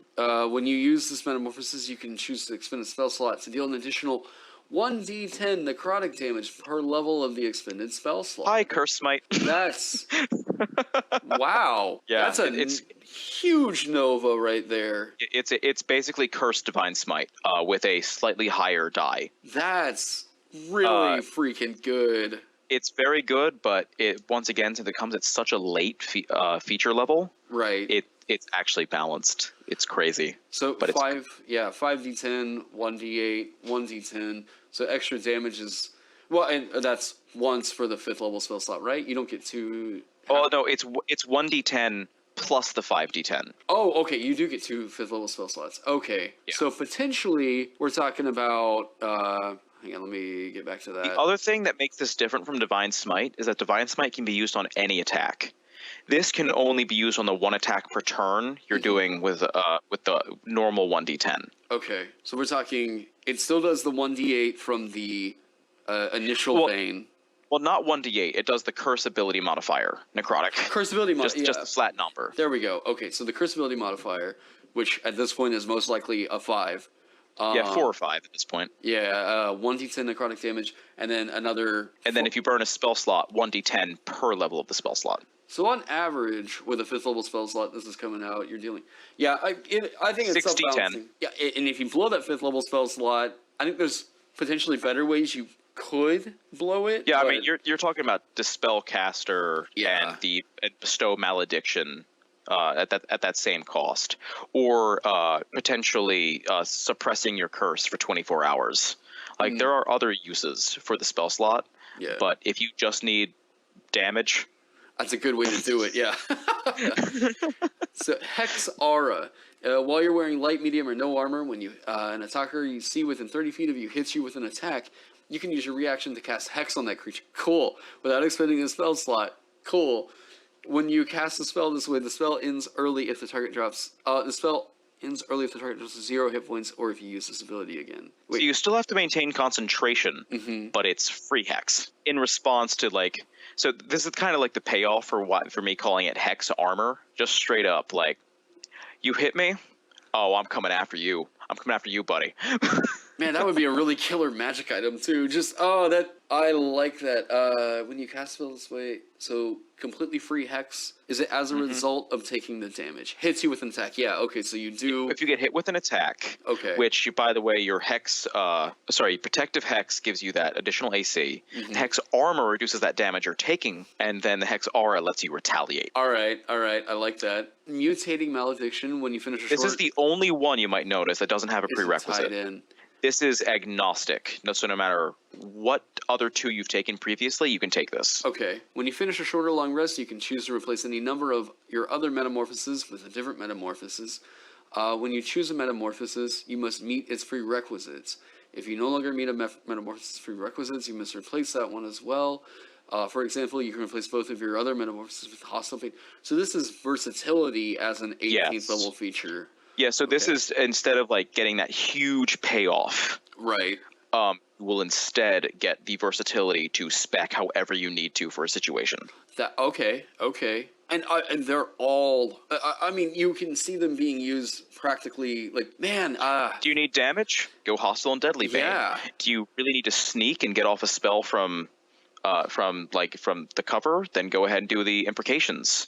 If you just need some extra tankiness, use the hexes. If you need a Jinx to go off for whatever reason, do the Jinx tree, or mix and match as you need. That's cool. I like that. Prolific Affliction, Transferring Affliction. So that's the one where you get to basically suppress your ailment at the same time you're giving that you're casting. Okay. Now this will be interesting. How do you build on that? When you spin the spell slot a second level or higher to use your afflict, instead of increasing the effect's duration, you can choose an additional target for each level above first. Okay. And that what's interesting is I love this concepting synergies for all of the different ailments that you get through it, and like figuring out like just these concept builds of, wait, how strong is this? I don't know, what's the strongest affliction, and throwing that on 3 people. Is that great? Probably. Yeah. And here's the thing, like, for the most part, you don't really need to increase an affliction's duration, because most of the time you're going to be using it on an enemy, and usually the 1 minute duration from a first level will be okay with that. 99% of battles, that covers that. Mm-hmm. Yeah. But so Prolific lets you, if you're up against a group, like, imagine you're up against a group of, like, 5 elite hobgoblins that are all coming at you with really dangerous weapons, and you are a curse of the armament. You can give them all disadvantage with their weapon attacks and just cripple the entire fight using a 5th level spell slot. Okay. And at this point, I'm all for those, like, yeah, let's throw a wave of undead at a cleric, and they can just use turn undead and completely wipe out the army. Like, I love those, like, high power features at this point, because of course they would have something like that. You're 18th level. You yeah. deserve to feel powerful. Shielding Hex. While you're wearing light, medium, or no armor, when an attacker you can see hits you with an attack, you can use your reaction to have the attack's damage against you. So if you just feel like you're still too fragile. Okay.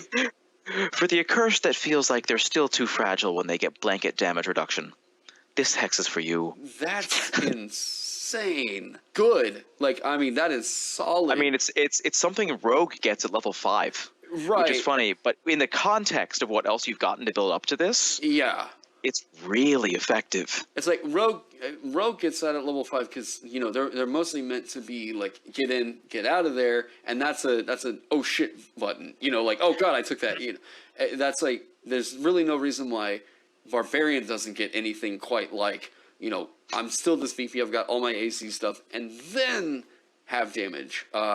This is, whew, that's good. What I really liked about this when I was designing it is the duality of the 2 different hex capstones. Yeah. Because the shielding hex is all about just, I want to tank even harder. Right. And whereas hex is, okay, I'm really beefy now. Let's get some offense. Yeah, I really think it would be really fun to run a tank one of these. Just, I know, right? To not have a barbarian. Like, can you imagine like doing a tank one of these as like a lycanthrope? How like super like where you would feel like that's one of the feelings I wanted to capture. Like lycanthropy, while you do get really strong damage if you go into the Bane tree, you feel like this really tanky but still really nice damage dealer with the hex tree. Okay, all right. I'm like wanting to like come up with a character sheet now. I'm just like I'm so glad. Yeah, it gives me so much joy to see people like reading the work and hearing about it and being like, I need to make a character now. Well, Umbral Imprecation. You have Dark Vision out to a range of 60 feet. If you already have Dark Vision, its range is instead increased by 30 feet. Magical darkness does not impede your dark vision. Okay, cool. And that way you can be in your little darkness ball and casting. You have your advantage on stealth. You have your verbal components, and you can also create your own cover. Yeah. Ooh, oh my god, that gets to be really... Just that sentence alone, I mean, magical darkness doesn't impede your dark vision. Opens up so much. Well, I think that would have been enough right here.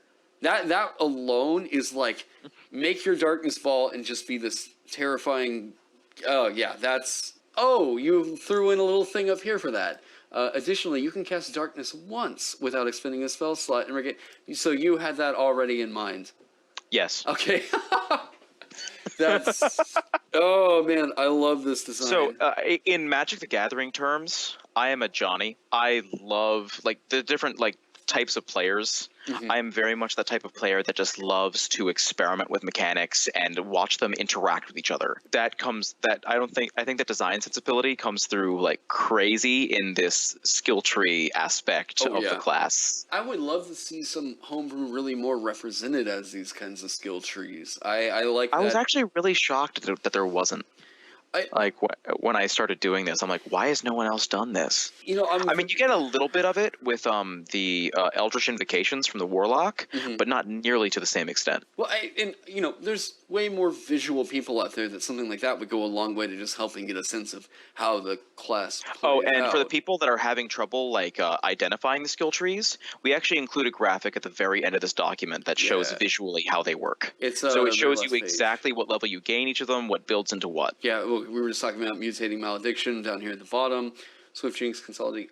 Yeah, cool. I like this. I'd like to see stuff like this moving forward with other home brews. That if you ever feel, and this is just for any other brewers out there, that your material is, I don't want to say convoluted, but this is a little convoluted. One of the reasons I included that is because one of the readers suggested, hey, I'm not like the best at picturing these all like how they build into each other. Can you give me a visual? I'm like, I can give you a visual. That's anything that you can do like this. Something like this will really distinguish your homebrew from other just Word documents as homebrew. And another thing with I have an education background.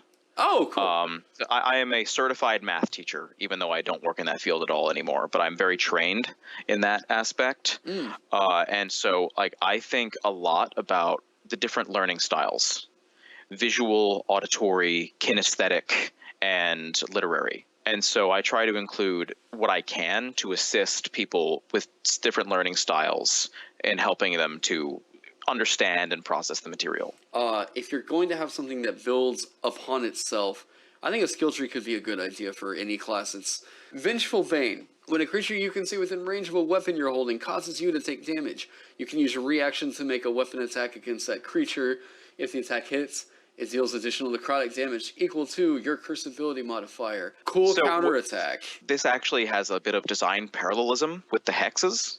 As you might notice, one is more defensive in nature, one is more offensive in nature. Like you might see Explosive Bane versus Vengeful Bane. Vengeful Bane is a much more defensive but still offense-oriented option, whereas Explosive Bane is very much the proactive, I'm gonna hit you. Okay, cool. Option. And then like Shielding Hex is the most tanky. You've got Hex and then Aura is the attacking. offensive-oriented but still tanky ability for that. Cool. Nice, yeah. Nice design. The base class is really cool. Just I think big points on introducing features that are like role play centric, like out of combat. Finding a use for this that isn't just it's a big scary werewolf or vampire or whatever that comes in and fights stuff. Like more homebrewers need to take a note from that. I'm just Vile Affliction. Okay, let's go back to that. So you can use your afflict. You can use your afflict as a bonus action on your turn. Additionally, when you use your afflict, you can choose any number of your ailments. If the creature fails a saving throw, it suffers each of your chosen ailments for the duration, and you can choose not to suffer any number of the ailments for the duration. So that can be up to 24 hours? Yes, for a 5th level spell slot. Yeah. Ooh, okay. So this straight up not only lets you save your action economy for when you're afflicting something, but it also fully combines both afflict and suppress into a single feature for you. So you can burn a 5th level spell slot, and even though you might not gain the full benefit against the enemy of that 24-hour duration of them suffering the ailments, you are still getting that 24-hour duration of you not suffering the ailments. Yeah. And the main capstone of the class is going to be, like the 20th level feature is going to be based off of the subclass. Yes, however, there is a little thing in Anathema Arcane that lets you use that more often at 20th level as well. Okay.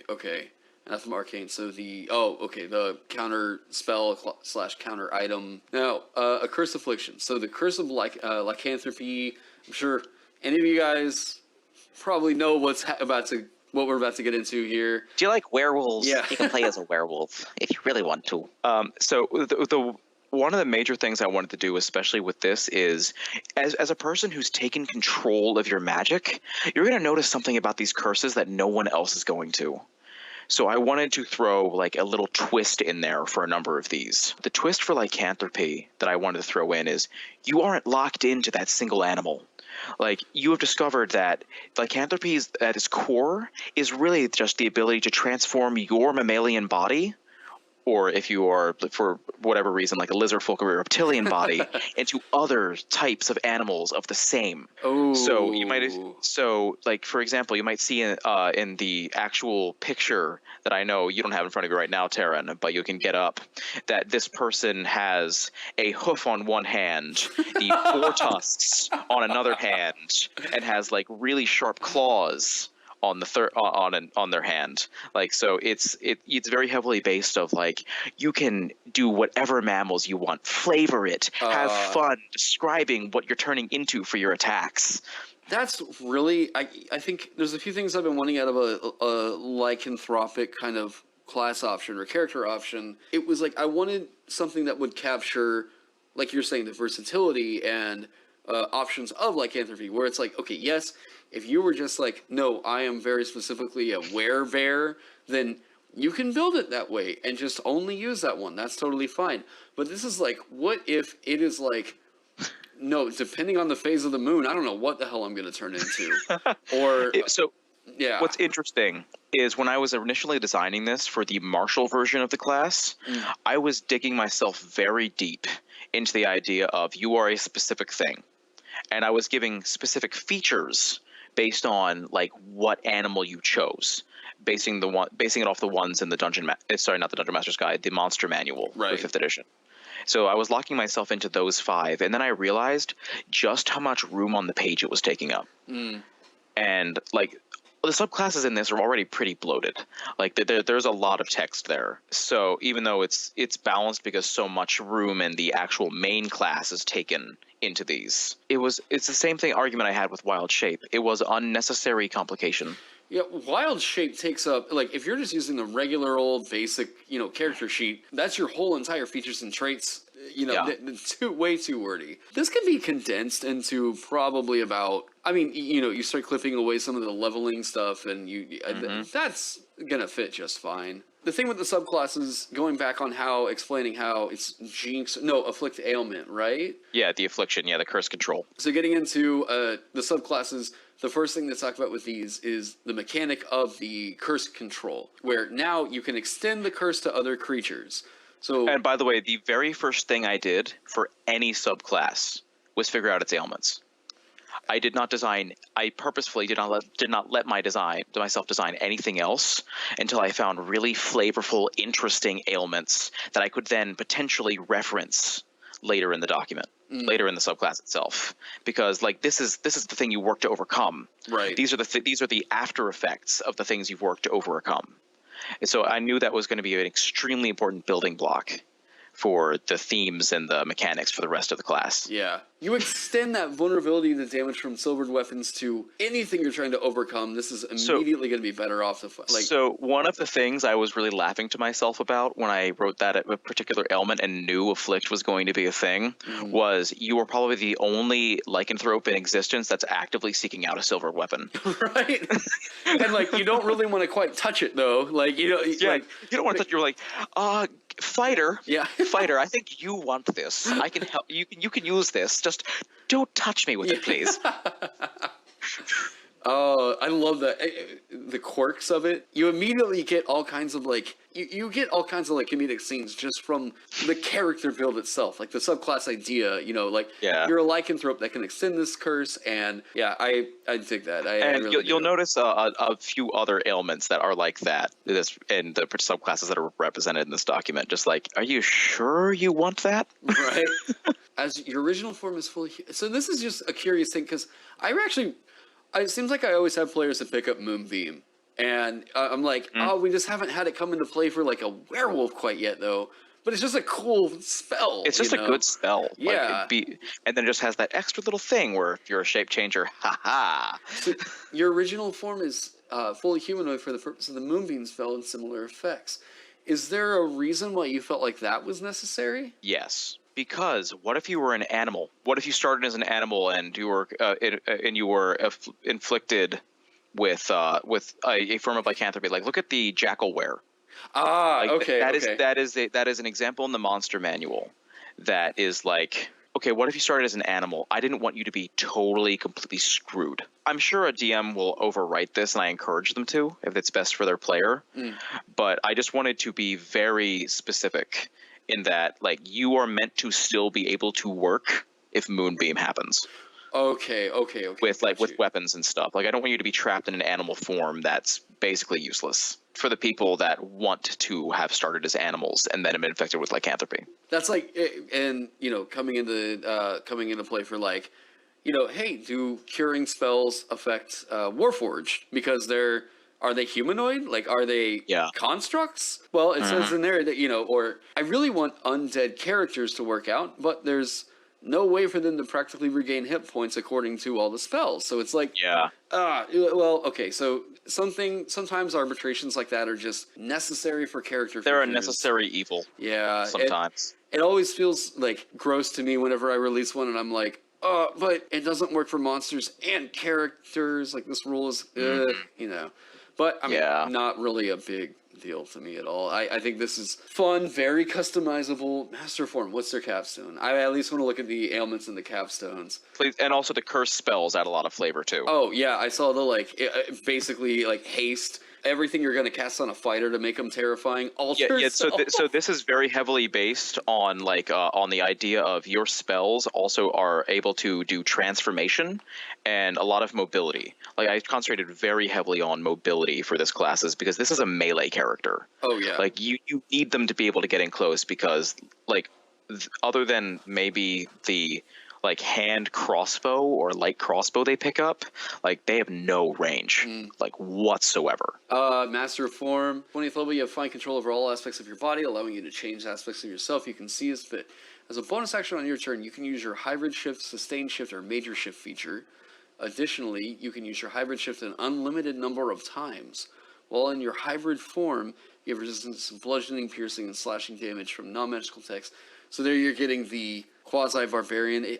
Yeah, you're going full lycanthrope here. Like, you very much will feel straight up like the werebearer from the monster manual, just with extra curse magic. So if you can use hybrid shift an unlimited number of times, and honestly at 20th level, it's like, I mean, it's not too much different from Moon Druid, if we're being totally honest.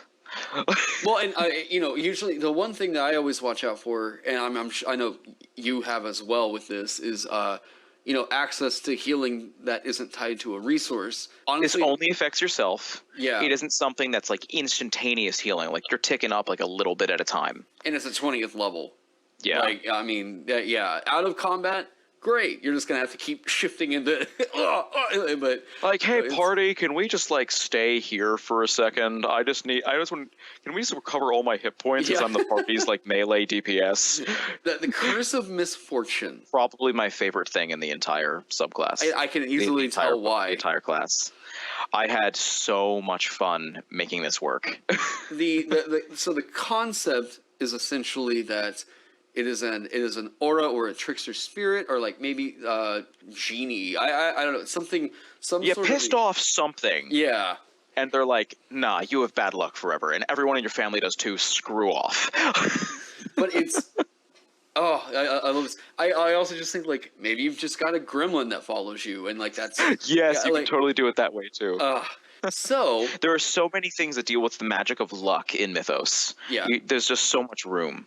Which is why I thought it would be a really cool stat to bring into the game. Anyways, so misfortune and ailments. Immediately after you finish a short or long rest, you roll for initiative, or roll initiative. A shroud of unluck settles you. You can choose for the shroud to be invisible, though it appears as a cloak made of smoke if you or another creature that has true sight. There's a lot of wordiness here. Basically, it's invisible unless you choose for it to be. Okay. And the way it appears, whether it is visible, or if a creature can see it using true sight or detect magic, it appears as this cloak of smoke, basically. Okay. So cool aesthetics, very heavily based on a character from the Alex Virus series by Benedict Jacka. I've never heard of that before.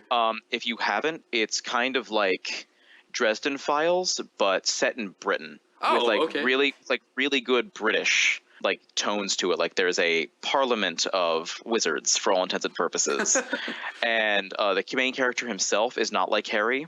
Like Harry is very able to act within the world with like powerful evocation spells, but Alex Virus is a pure divination character. He can only see into the future. That's all he has, besides his like various assortment of magic items. So the fight scenes are really interestingly written because it's all about him trying to figure out how to win without dying.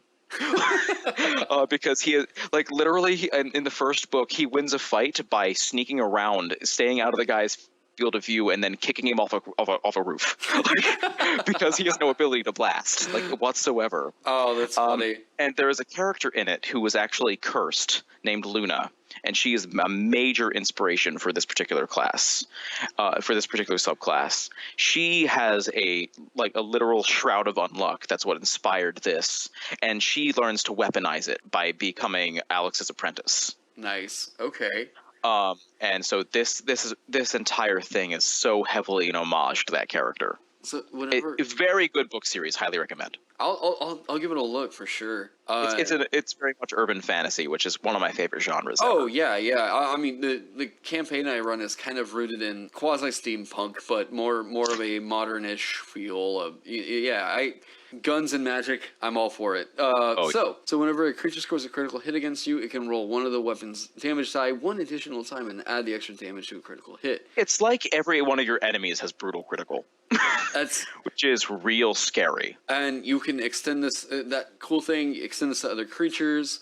Vein, enhance ability, bestow curse, confusion, skill empowerment. So all about dice manipulation. Yes. Tweaking with numbers. And confusion itself is like, it adds randomness. Like for the things I couldn't quite fit, I decided to introduce like a randomness element. Right. So confusion like has that random way of like determining the way the enemies act.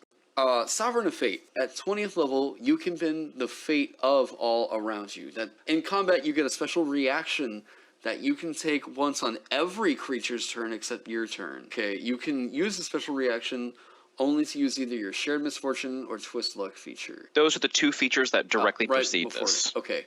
You can pass your bad luck onto others while you have your Shroud of Unluck. When you see a creature within 30 feet of you, make an attack roll or ability check. You can use a reaction to force the creature to make the roll with disadvantage. You can just straight up throw that out to every creature. Yeah. Okay. So every enemy's turn, you make them make one attack with disadvantage. Or luck twist is once during each of your allies' turns, you let them make during an enemy's turn potentially, you would give the ally advantage on the attack or a saving throw. So you just get to really mess with the probability of everything. That is what Sovereign of Fate lets you do. I want to almost do like something like that with Bard. I see. Yeah, I really wish that luck was a stat in D&D. I think that there's so much room for growth in there. And I think the Lucky feat is busted enough, so it's time for a retcon. Yeah, figuring out what Lucky is really, really powerful. Now we're looking at the one I had told you originally, what I feel like is my favorite subclass on here. Can you tell my viewers what the Curse of Possession essentially is? All right, so pretty much the idea of it came from Casper the Friendly Ghost, for all intents and purposes. But one thing I was really inspired by, especially when I was looking at like archetypal curses to D&D, is like the Ghost's possession feature from the Monster Manual is really scary. Yeah. Like losing control of your character in any way is just like probably for me the most terrifying thing that could possibly happen in D&D, and like your character suddenly using abilities to screw your allies over. And so possession to me is like one of the scariest things that can possibly happen to one of my D&D characters. And so when I was looking at that and realized just like the existential fear that represents, I wanted to be like, okay, but what if you fought back? What if the ghost stayed in there, just like made you a home, but you invited them in? You was like, come into my cottage, enjoy the fire that is my soul, and enjoy the pleasant beats of my heart, and just settle in. Like, and I specifically reference in the lore that it can be like a friendly ghost, it can be a vengeful spirit, a sorrowful shade, anything that like, or a lovelorn specter. Yes, yeah. I once again got a lot of use out of thesaurus.com. But yeah, I just wanted to make it like, I'm also a huge fan of making companion classes work. Yeah. like I did the Draco Knight, which you have the Dragon Companion, which to me was like an attempt to fix Beastmaster Ranger without like straight up copying the Ranger. Right. I also made the Emergent, which is a really weird class that, if we're going to talk about it, probably deserves its own video, because you summon your soul to fight alongside you in combat. And people have told me, and this was not my intention at all because I'd never seen the show, but people have told me it's like Stans from JoJo's Bizarre Adventure. Yeah. Or Personas from that series. Yeah. And I have never played the series or watched the show. So that game was a surprise to me, but you know what? I'll take it. Well, yeah, that was...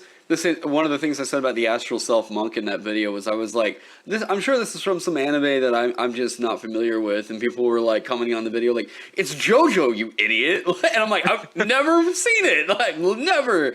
And not all of us are anime people. I mean, there are animes I love, but I don't watch a ton of it. Yeah. Possession ailments. So the ailments for this subclass: creature affected by this possession by a spirit, you suffer the following ailments. Due to the spirit sharing your body, spells and effects that detect the presence of undead, such as the Detect Evil and Good spell, detect you as if you were an undead. So if there's an evil paladin chasing you guys down, good luck. Or if you afflict someone with this, you can use Detect Evil and Good to make sure they're still there. Oh, that's... Once again, okay. Almost every of these ailments is designed to be used against your enemies in the same way it can be used against you. There's a few exceptions that are more roleplay centric, but yeah, some of them have some interesting applications. And I also feel like that could be helpful. Wait, what's the range of Detect Evil and Good? Do you know offhand? I believe it's 30 feet. I mean, I can check real quick, but I'm pretty sure it's 30 feet. I was just wondering if that was as good as like a free or a cheaper locate creature for your friends if you ever got taken away or something like that. Yep, it's in 30 feet, but also if you have a friendly paladin that has divine sense, you can use that feature to find them. Yeah. So it very situationally beneficial.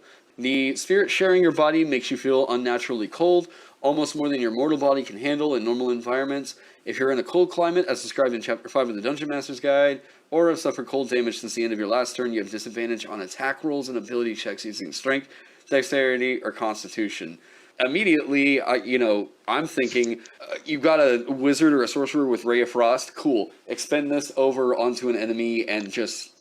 There's all kinds of fun synergies, I think, that come out of this class. And later in this subclass, in fact, at 3rd level, you get a way to abuse this yourself. Let's take a look at that. I'm curious. Okay. During one of your turns, whenever you or your spirit companion hits a melee attack weapon, a melee weapon attack, God, my reading right now, you can cause the attack to deal an additional 1d6 cold damage. The damage increases by 1d6 when you reach... Okay. Is that all melee weapon attacks? Yeah, so pretty much the way this class kind of functions is before level 5, you either you or the spirit can attack. Okay. And so if either your hit connects or the spirit's hit connects, you can do that extra 1d6 cold damage, which is meant to simulate like the chill of the afterlife, that kind of that theme of when a ghost appears, it gets colder in the room. Right. In which this feature is literally called Chill of the Afterlife. But then at level 5, it's kind of like a warped version of extra attack, which lets, when you take an attack, your spirit can as well. Okay. So the spirit companion only has 1 hit point, and that never increases. If it does get hit or take damage, instead of taking that damage, it is absorbed back into your body. So you can use it almost like a ranged weapon because it has a 10-foot movement speed, which you can use on your turn. So you can extend your reach farther and farther and farther as a fight goes on, or even for scouting purposes. Right. But then if the spirit takes any damage, whoop, right back in. It's like essentially kind of like a familiar, because most familiars are going to just take, 2 damage and be knocked out. Yeah. But it's got a lot of perks to it. Like it's like an enhanced familiar then. Yes, in a way, because you can also cast your spells through it. All right, so that's it. Basically it's a lot of it is copy pasted almost directly from like the ghosts, the ethereal undead. Yeah. immune to cold necrotic poison because it doesn't have a corporeal body, so why would poison affect it? Right.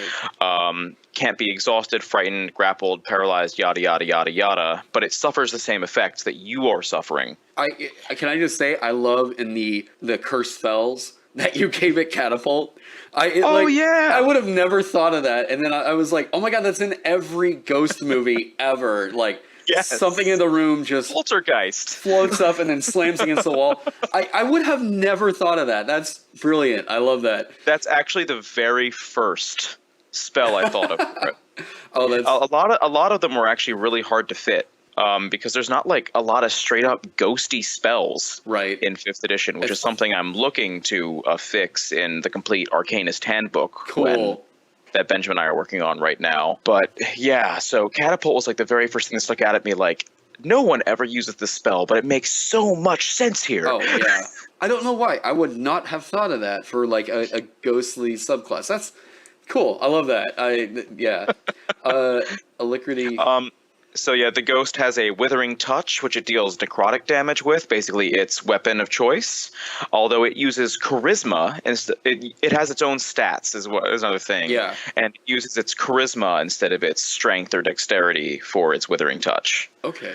And it can also make opportunity attacks if you would provoke an opportunity attack, that kind of thing. Or if an opportunity attack would be provoked from you. It's proficient in the same saving throws as you. It's proficient in 2 skills, and it has a unique armor class with a very, very short flying speed. Wail of the Grave, basically like the Banshee's scream attack in a way. Very much so. Yeah.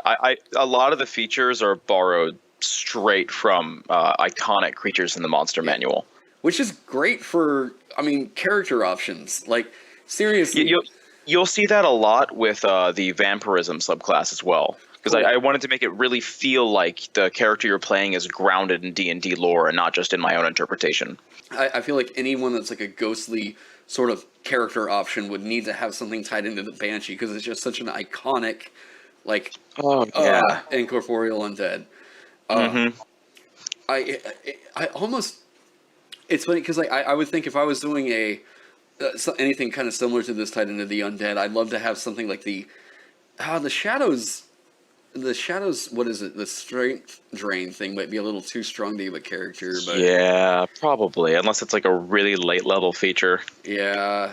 Anyways, mutual. But yeah, the whale also, like, I try to, even though the Banshee definitely is iconic, ghosts also actually have an allegory that's very similar to this, but it ages you if you fail your save. Oh, interesting.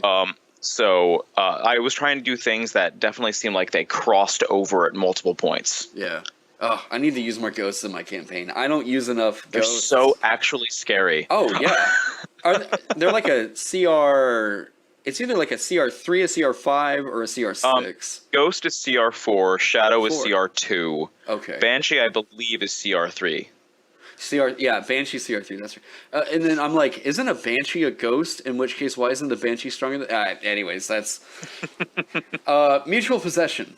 So your spirit companion... And this is going to tie into the capstone, so let's talk about that. Yes. Your spirit companion can inhabit and control the bodies of other humanoids while maintaining its connection to you. As an action, you can have your spirit attempt to possess a humanoid within 5 feet of it. That creature must make a charisma saving throw or be possessed by your spirit companion for 1 minute. When your spirit companion possesses a creature in this way, it disappears into the target's body. While in the target's body, your spirit companion can't be targeted by any attack, spell, or other effect, except ones that turn undead. So while possessing so the only counter to that, so there's spellcasting, yeah. I'll keep reading, because I didn't know if it could repeat the save or not. While possessing a creature, your spirit companion maintains its alignment. Immunity to being charmed and frightened. The spirit companion for the purpose of all your class features and abilities. Otherwise, it uses the target statistics but doesn't gain any of the target's knowledge, class features, or proficiencies. Possession ends early. It drops to 0. So, basically this is a way for your ghosts to gain hit points now. Yeah, okay. And to turn an enemy against your other enemies. Right. Like, it's a huge swing in action economy, which is why I didn't give this earlier than level 15. Woo, yeah, I can... That's scary. All right. Like, so that's what makes, in my eyes, ghosts, like, even though they're only CR4s, particularly scary, because if they take over your barbarian, and they're still immune to being charmed and frightened. Unless you have a way to force the ghost out, like you have a like almost unstoppable monster Oh, yeah. that's now attacking your entire party, it's just horrifying. And for the barbarian player, like watching their character mow down all their friends is just like and it's awful, but in like the most satisfying way as a DM, especially if you have that little bit of evil in you, like I do. Right. Well, it's like you would hate to do this to your players, but you would love for your players to do this to the enemies. Like, you know, I know, because imagine how good it feels for them. Oh yeah. I know. You turn the tables to the other guys, and it's like, wait, if I charm you and then I have you attack somebody else, then yeah, you're like, oh man, that really hurts. And I'm like, you do that to me all the time. Yeah. And the other major thing is that this only affects humanoids. And I wanted to be very careful with that, because if you could do other things, that could really ruin entire campaigns. Right. How would you overrule that, like, the Lich is not susceptible to this possession? Just the fact that it has the undead creature tag? Yes. Okay. I mean, of course, with everything, it's always up to DM interpretation. Right. If you think it would be really cool for your player's spirit to be able to possess a Lich, like, and you think that would be really cool for your story and wouldn't ruin like the gravitas of the moment, by all means, let your character have that kind of awesome moment. Yeah. But at the same time, if it's going to, you have outs. Yeah. If you think it will ruin your campaign. Yeah. We it's funny. We almost had that happen with a Aboleth. I want to say this was almost like a year ago. My girlfriend was playing an Arcfey Warlock, and they have that feature that if a creature attempts to charm, frighten, or whatever, like the counter charm thing. So, oh my god, the DM didn't know that about that class, and she had literally just picked it up, and she goes up there, and she's just like, "I'm not afraid of this fucker," like trying to get the Aboleth to enslave her, and the moment it did, she was like, threw this down, and Thrasher was just like, "Wait, what? What are you talking about?" We were so to enslaving an Aboleth. I would have been like, "Oh my god, this just broke the campaign." But yeah, now I have to come up with a much worse big bad, because now they have an Aboleth on their side. God. But that's one of those like D&D stories that like, oh, if the mechanics worked out just right for that. So Spectral Champion, how does this improve on that? All right, yeah, so Spectral Champion makes the first major thing that seems very innocuous but is extremely powerful is that it makes your Spirit Companion's flying speed 30 feet. Mm-hmm.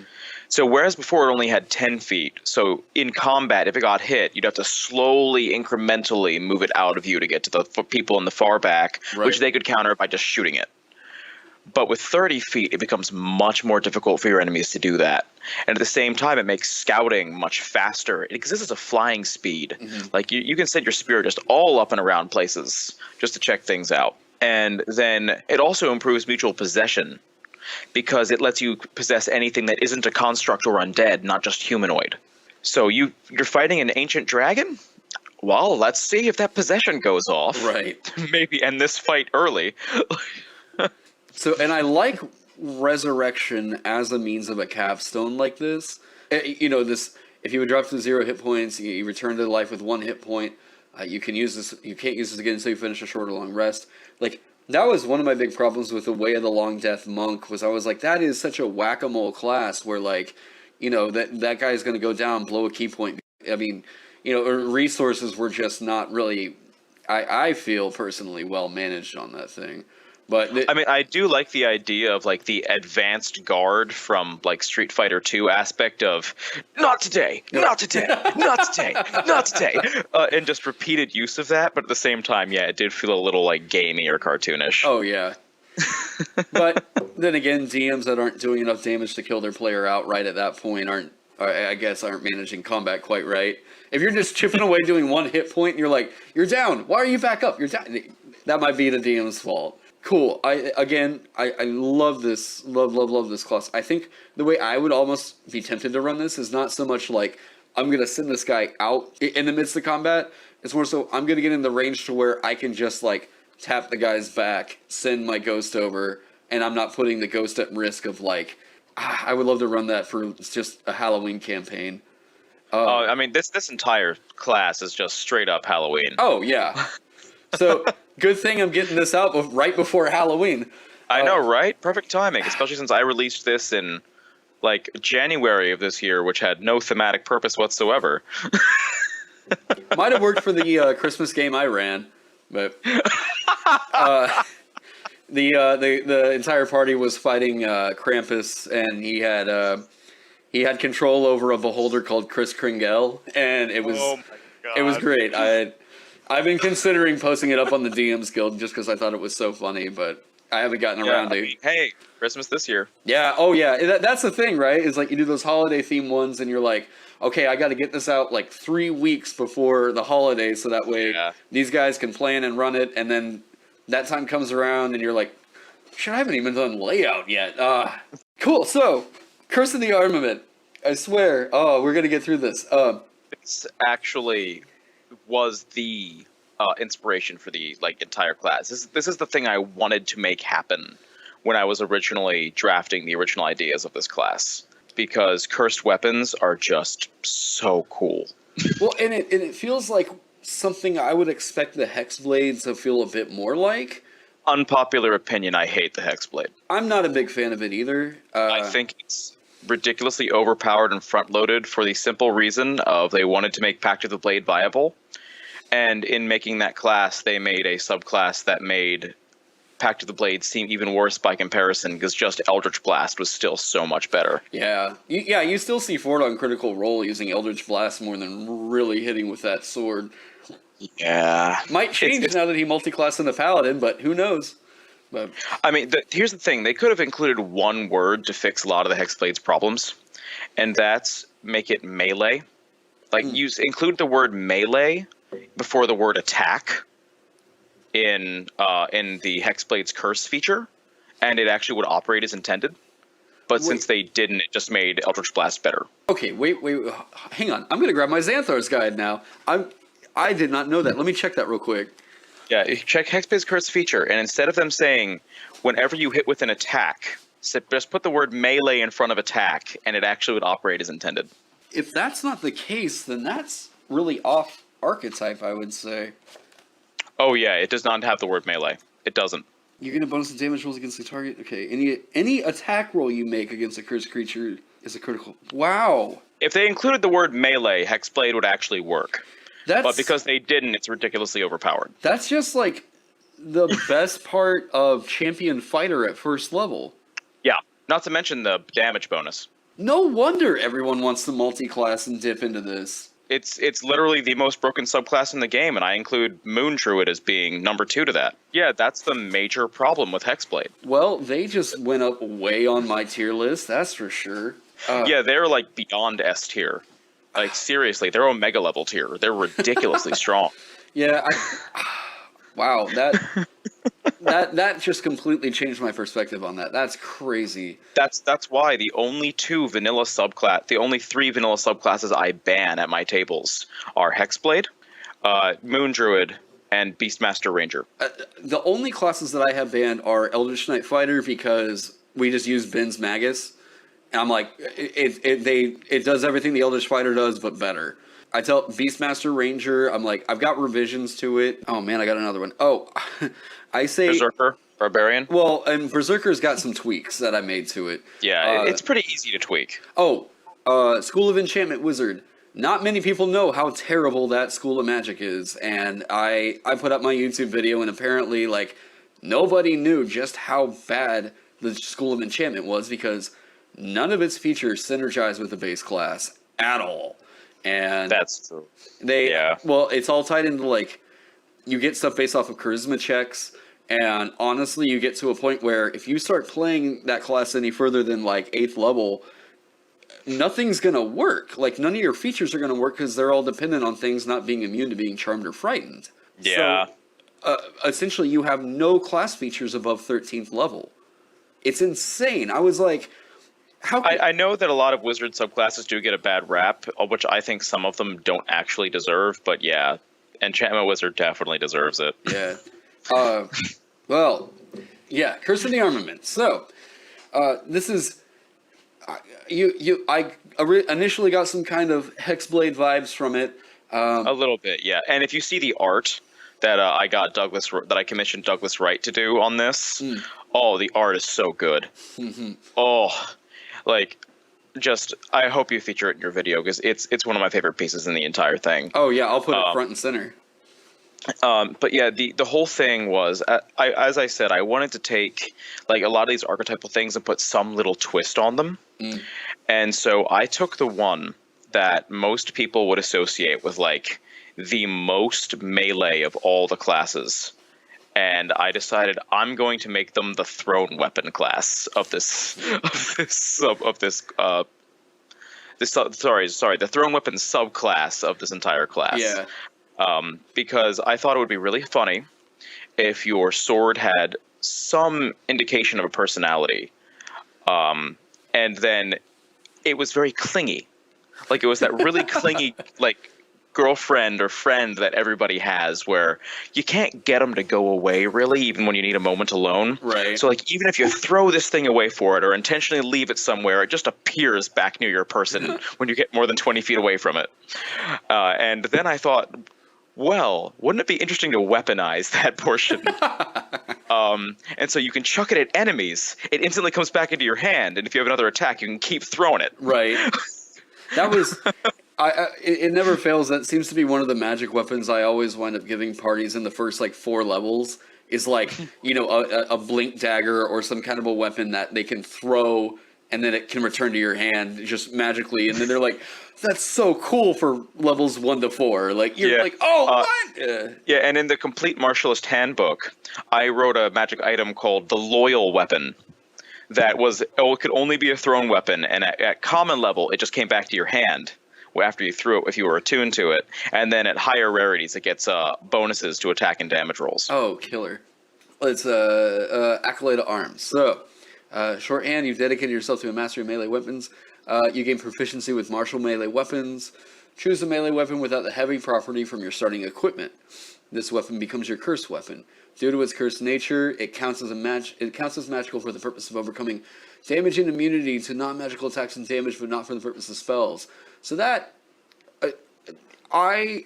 especially at first level, and this is one of the things that I think that the mag is really strong at, is that you have access to overcoming magical resistance. And yeah, there's very few things that actually do that. Yeah. But I realized that there was no way I could skirt around this, because like every cursed weapon is magical.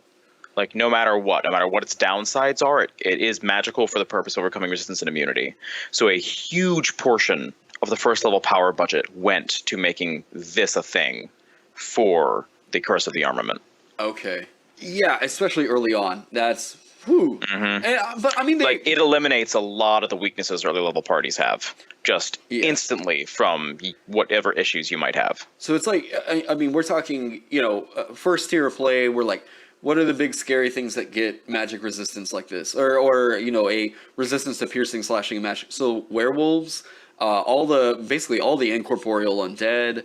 First tier of play, it's still like there's some oozes that I don't know. I don't really have all the monster manual stuff in front of me, but yeah, that is really strong as a first level class. But I don't think it's misplaced. I think it's definitely thematic for this class. If your cursed weapon becomes ever destroyed, this is my favorite part of this feature right here. Its curse instantly transfers to the nearest non-magical melee weapon in your possession, or that isn't being worn or carried if you don't have any other melee weapons.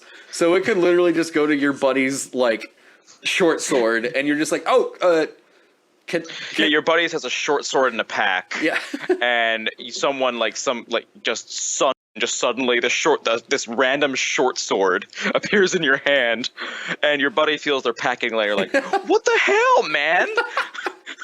No, I love that. Sorry, I didn't mean to, I swear. That's instantly going to make for some really funny moments at the table. I love that. And I just wanted to make sure that since you are so screwed in this subclass, if you don't have the curse weapon, like you have almost no spells that you can do, because so many of the spells in this class use your spell slots and require you to have something to attack with. Right. And you can't really use any other weapons besides your curse weapon. So if something happens to it, like you are just utterly defenseless for all intents and purposes. Yeah. So I just wanted to make sure that, especially with the extremely clingy nature of the curse, that you always had something you could fight with. So, and getting onto the clinging nature of the curse, clinging curse is essentially what we were talking about earlier. It does, what I was saying is a very fun, anytime that you can throw items and then they magically reappear in your hands, that's such an early awesome feeling for like fighters and rogues and, first to fourth levels.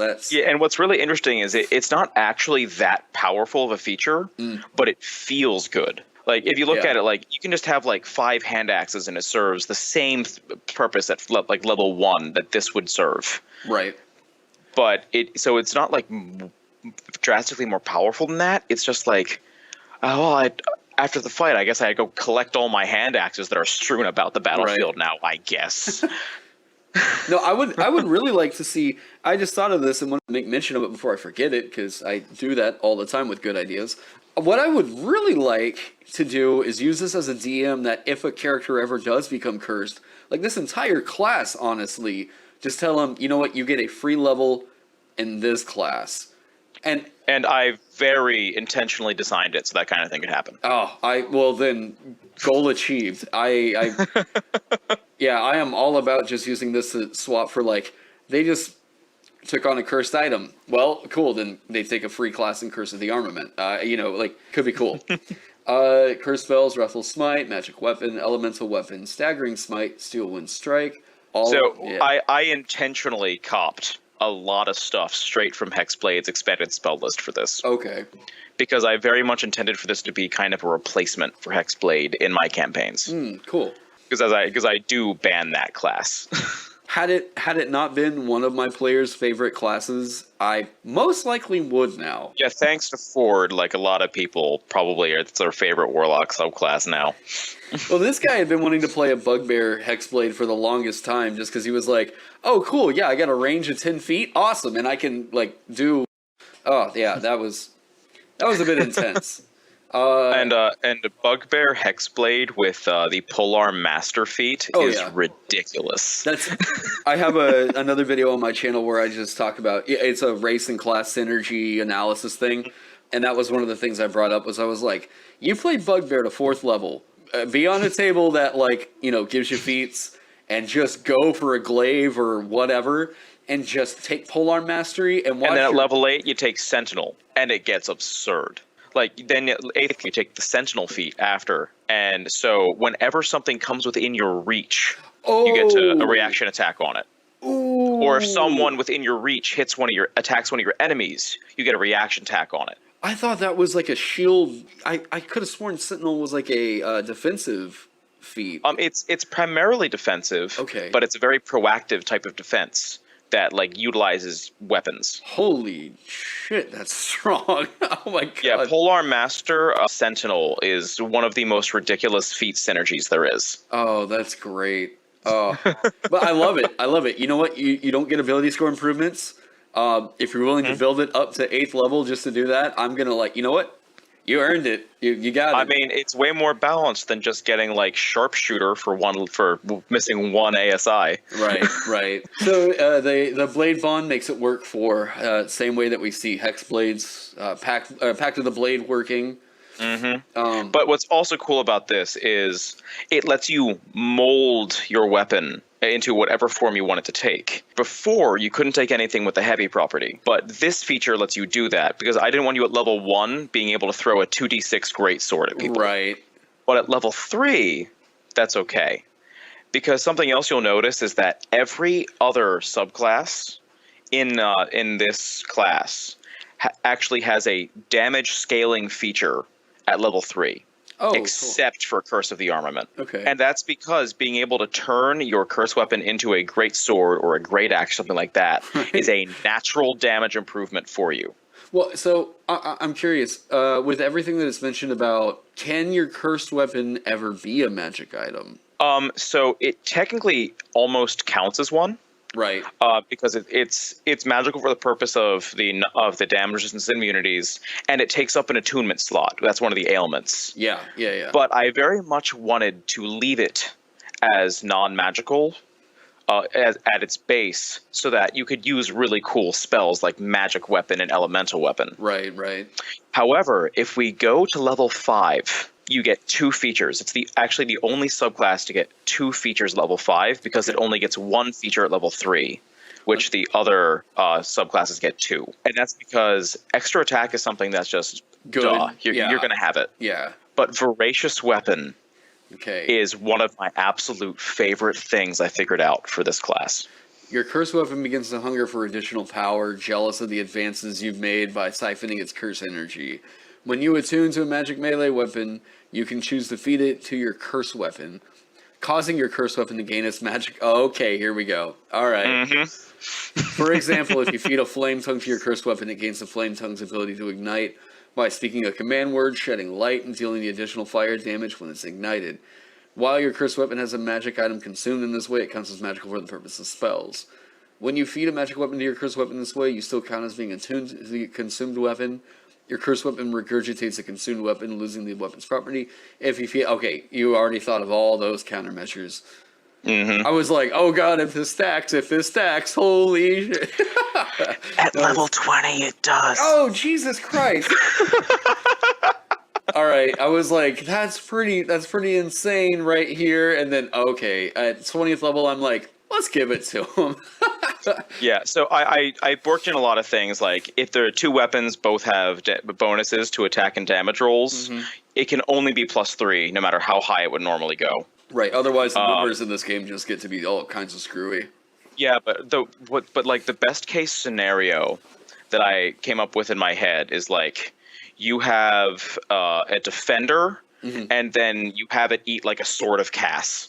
Yeah, and so like if those things appear, and you just like if it's at level 20, you're gonna get some ridiculous stuff. All the subclasses do. Yeah. But like, I just loved the idea of your sword becoming able to contain so much power due to its association with you, that it can like hold the energy of 2 artifact level weapons. Right. Like, if you are able to get them and feed them to your sword, doesn't that just feel so epic? It does. It does. I'm sure there's some kind of a situation where someone can think of a specific situation where that's just broken, whatever you want to say, but like, yeah, I'm absolutely. Like, but almost at that point, I'm like, if you're a DM that's allowed this at your table and you see what's coming up at 20th level, and you throw them like the Luck Sword and a Vorpal weapon, it's like, that's your own fault, you know? Like, oh, absolutely. Okay, so fighting style. All of these have the names of the standard fighting styles, so if you multi-class, you can't pick 2 with the same name and have them stack. Right. But all of these have different effects that are based all around your curse weapon. Than the normal fighting styles. Okay. You make with your cursed weapon while you're wielding or throwing it with 2 hands. Oh, or throwing it. Okay. Yeah, so dueling and great weapon fighting both add throwing. I just love that, like, synergizing. I love that it this class, it just seems like you're almost trying to push on people, hey, you know you can throw a maul, right? You can throw a great axe, right? You want to throw a lance? Like, I mean, here's the thing. You don't have the access to, like, heavy armor unless you take a feat that, like, fighter or paladin do. Right. So the way this class can stay alive at early levels despite its relatively low AC is by staying in the midline and just chucking your curse weapon at stuff. Right. And then just getting into the front lines if you feel you need to. So I definitely want to make sure, like, I want to benefit throwing, because a lot of people are going to get very used to that play style with this class. And it's funny because it's almost making the action of, like, get this thing away from me, like, powerful for you, you know? Like, it's kind of symbolic of, you built up some serious swole muscles trying to throw it away from you when you initially came into contact with it. But it just wouldn't leave you alone. So, protection: when a creature you see attacks a target other than you within 20 feet of you, you can use your reaction to impose disadvantage on the attack roll. It's usually just 5 feet, right? Yes. Okay. Throwing your cursed weapon to intercept the attack. Okay. You must be wielding your cursed weapon and it reappears in your space immediately afterwards. No! Yep. You get a +2 to ranged attack rolls with your cursed weapons, so similar to archery. Additionally, when making a ranged attack with the cursed weapon, being within 5 feet of a hostile creature doesn't impose disadvantage on the attack roll. Okay. So if, like, you are really consistently just throwing at all times, even when things want to get in melee with you, yeah, this new version of throwing is just meant to make your life a little easier. Reciprocal relationship. When you hit a creature or object with an attack using your curse weapon, you can use your reaction to teleport to the nearest unoccupied space of the target. You can use this feature a number of times equal to your curse ability modifier. You regain all your expended curses or uses when you finish a long rest. You almost come up with situations where you're in a bad spot as this character, and you're thinking, like, looking to one of your like allies, like, I'm sorry, I have to do this, and then throw your weapon at them, like, get me out of here, you know. But what I find really funny about this in particular is because the sword has been teleporting back to you for like your entire life, right, with this class and up to this point, and now suddenly you can be like, you know what, sword? I'm gonna meet you halfway this time, and just poof right to the sword instead. But you can use this in some really crazy exploration ways as well. That's why I included the creature or object with an attack. Oh, cool. Yeah. Because like if you are just need to climb a cliff really fast, and it's like a really sheer cliff that no one can really get up. Yeah. If you see a rock on the top of that class and it's within 60 feet of you, you can just chuck your curse weapon at it, teleport to the top, and then lower a rope down. Yeah. So it's like it's a deceptively strong exploration feature as well. Yeah. Okay. And cool. as you might notice, while most of the subclasses have like really obvious roleplay or exploration abilities, the early level features of this particular subclass were so bloated and unnecessary that it doesn't really have that same amount at early levels. So I wanted to give them a very strong one at a later level. Yeah, it's almost like you're having to make the subclass really work for the class early on, trying to build a precedent there. Curse combination, when you take the attack or cast a spell action, you can make an attack with your similar to the Eldritch Knight. But the fact that it also works with the attack action, letting you make 3 attacks in a turn if you want to. Okay, cool. Oh, ooh.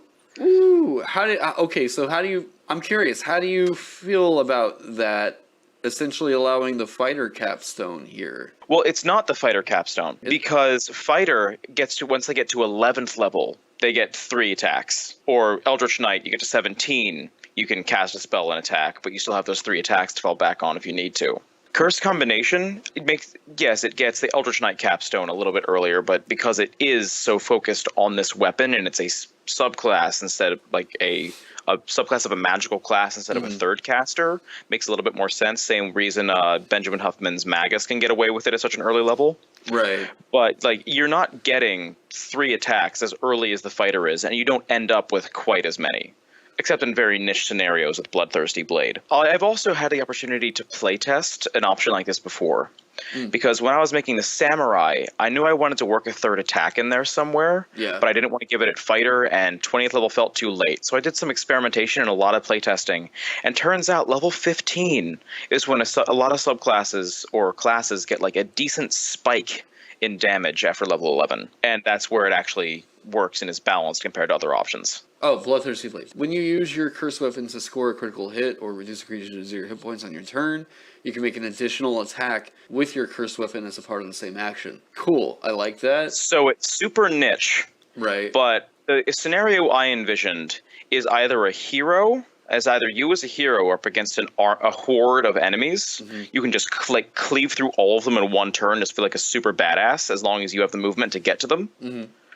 Or if you want to demonstrate just how scary a villain is, have a good aligned army of like low-level soldiers all attack him, and watch that villain decimate an entire army with a melee weapon in like 6 seconds. Yeah. And just watch them like teleport around the battlefield. And that's the exact same reason that this class gets Steel Wind Strike.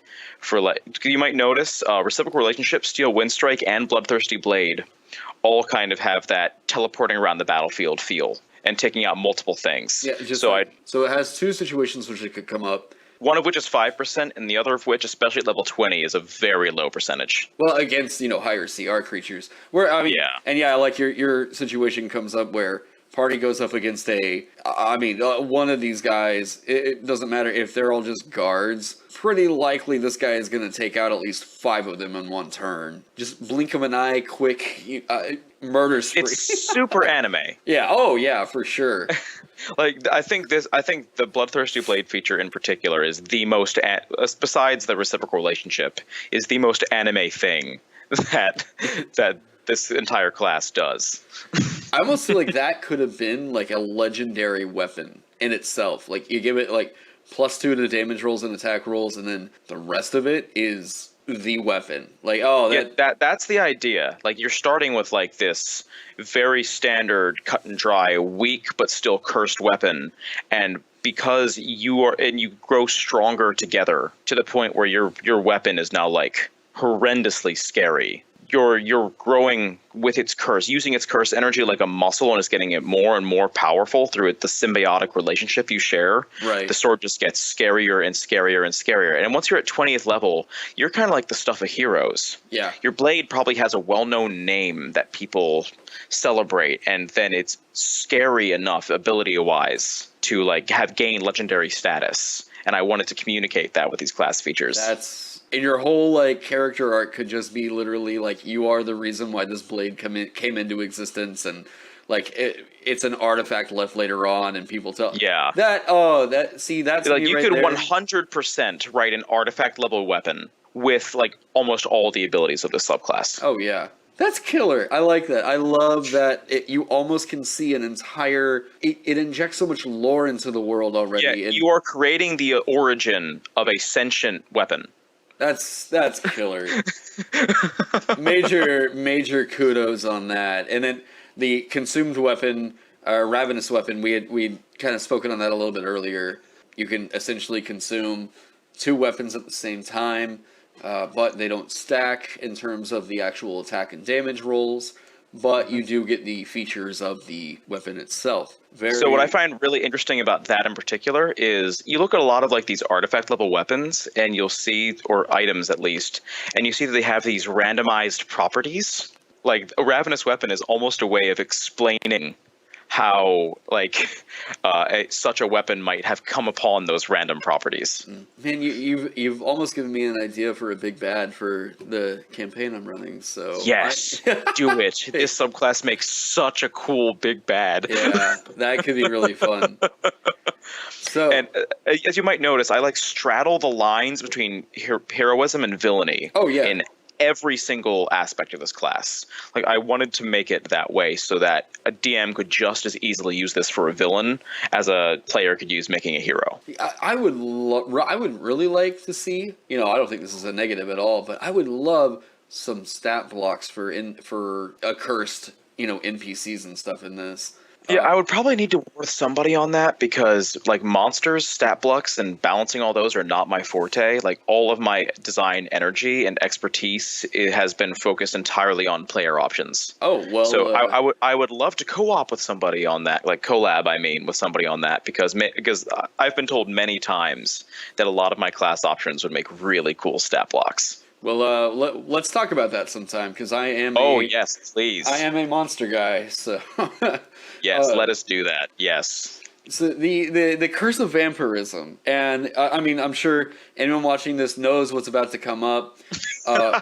So we're talking about your character essentially being a vampire. However, there is the twist on that as well. So the story thing with this, to make sure like your character isn't like just automatically have vampire stat block, right? Like automatically, is that your character hated being a vampire so much that they found a way to turn almost human again. Oh. Like they found some method. One of my headcanons is like, in an attempt to destroy themselves, they drank holy water, and instead of like just dying, it almost brought them back to life. So it's almost more dampier than it is vampire. Dampier, that's what I was thinking of. I was like, there's a word for your that. Blood still contains that vampiric taint, and you access more and more and more of that as you level up. So let's look at the ailments, starting off. You have disadvantage on attack rolls and perception checks that rely on sight when you, the target of your attack, or whatever you're trying to perceive, is in direct sunlight. Just straight up sunlight sensitivity. Yeah. It just made sense. So just play a kobold and you're not going to experience... Or a drow. Or a drow, yeah. Oh yeah, this fits. Or if you want to get really spicy, a Dorgar. Dwarf vampires. I need to write that adventure like tomorrow.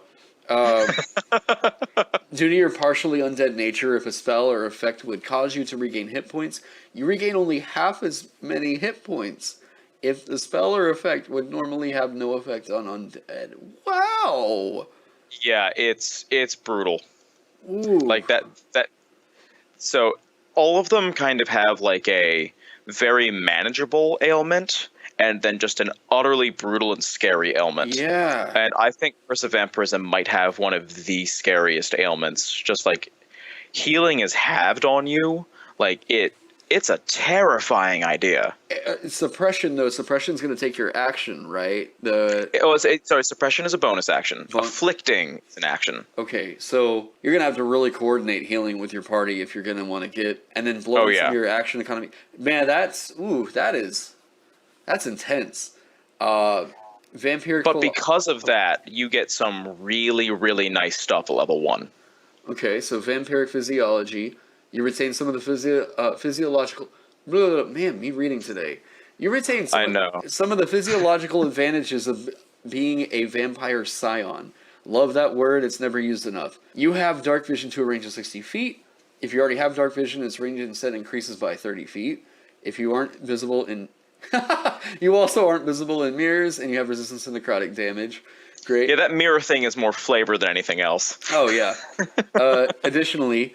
You still have elongated canine fangs and supernatural jaw strength, allowing you to use your bite as a natural weapon. You're proficient with your bite, which you can use. It deals 1d6 piercing damage.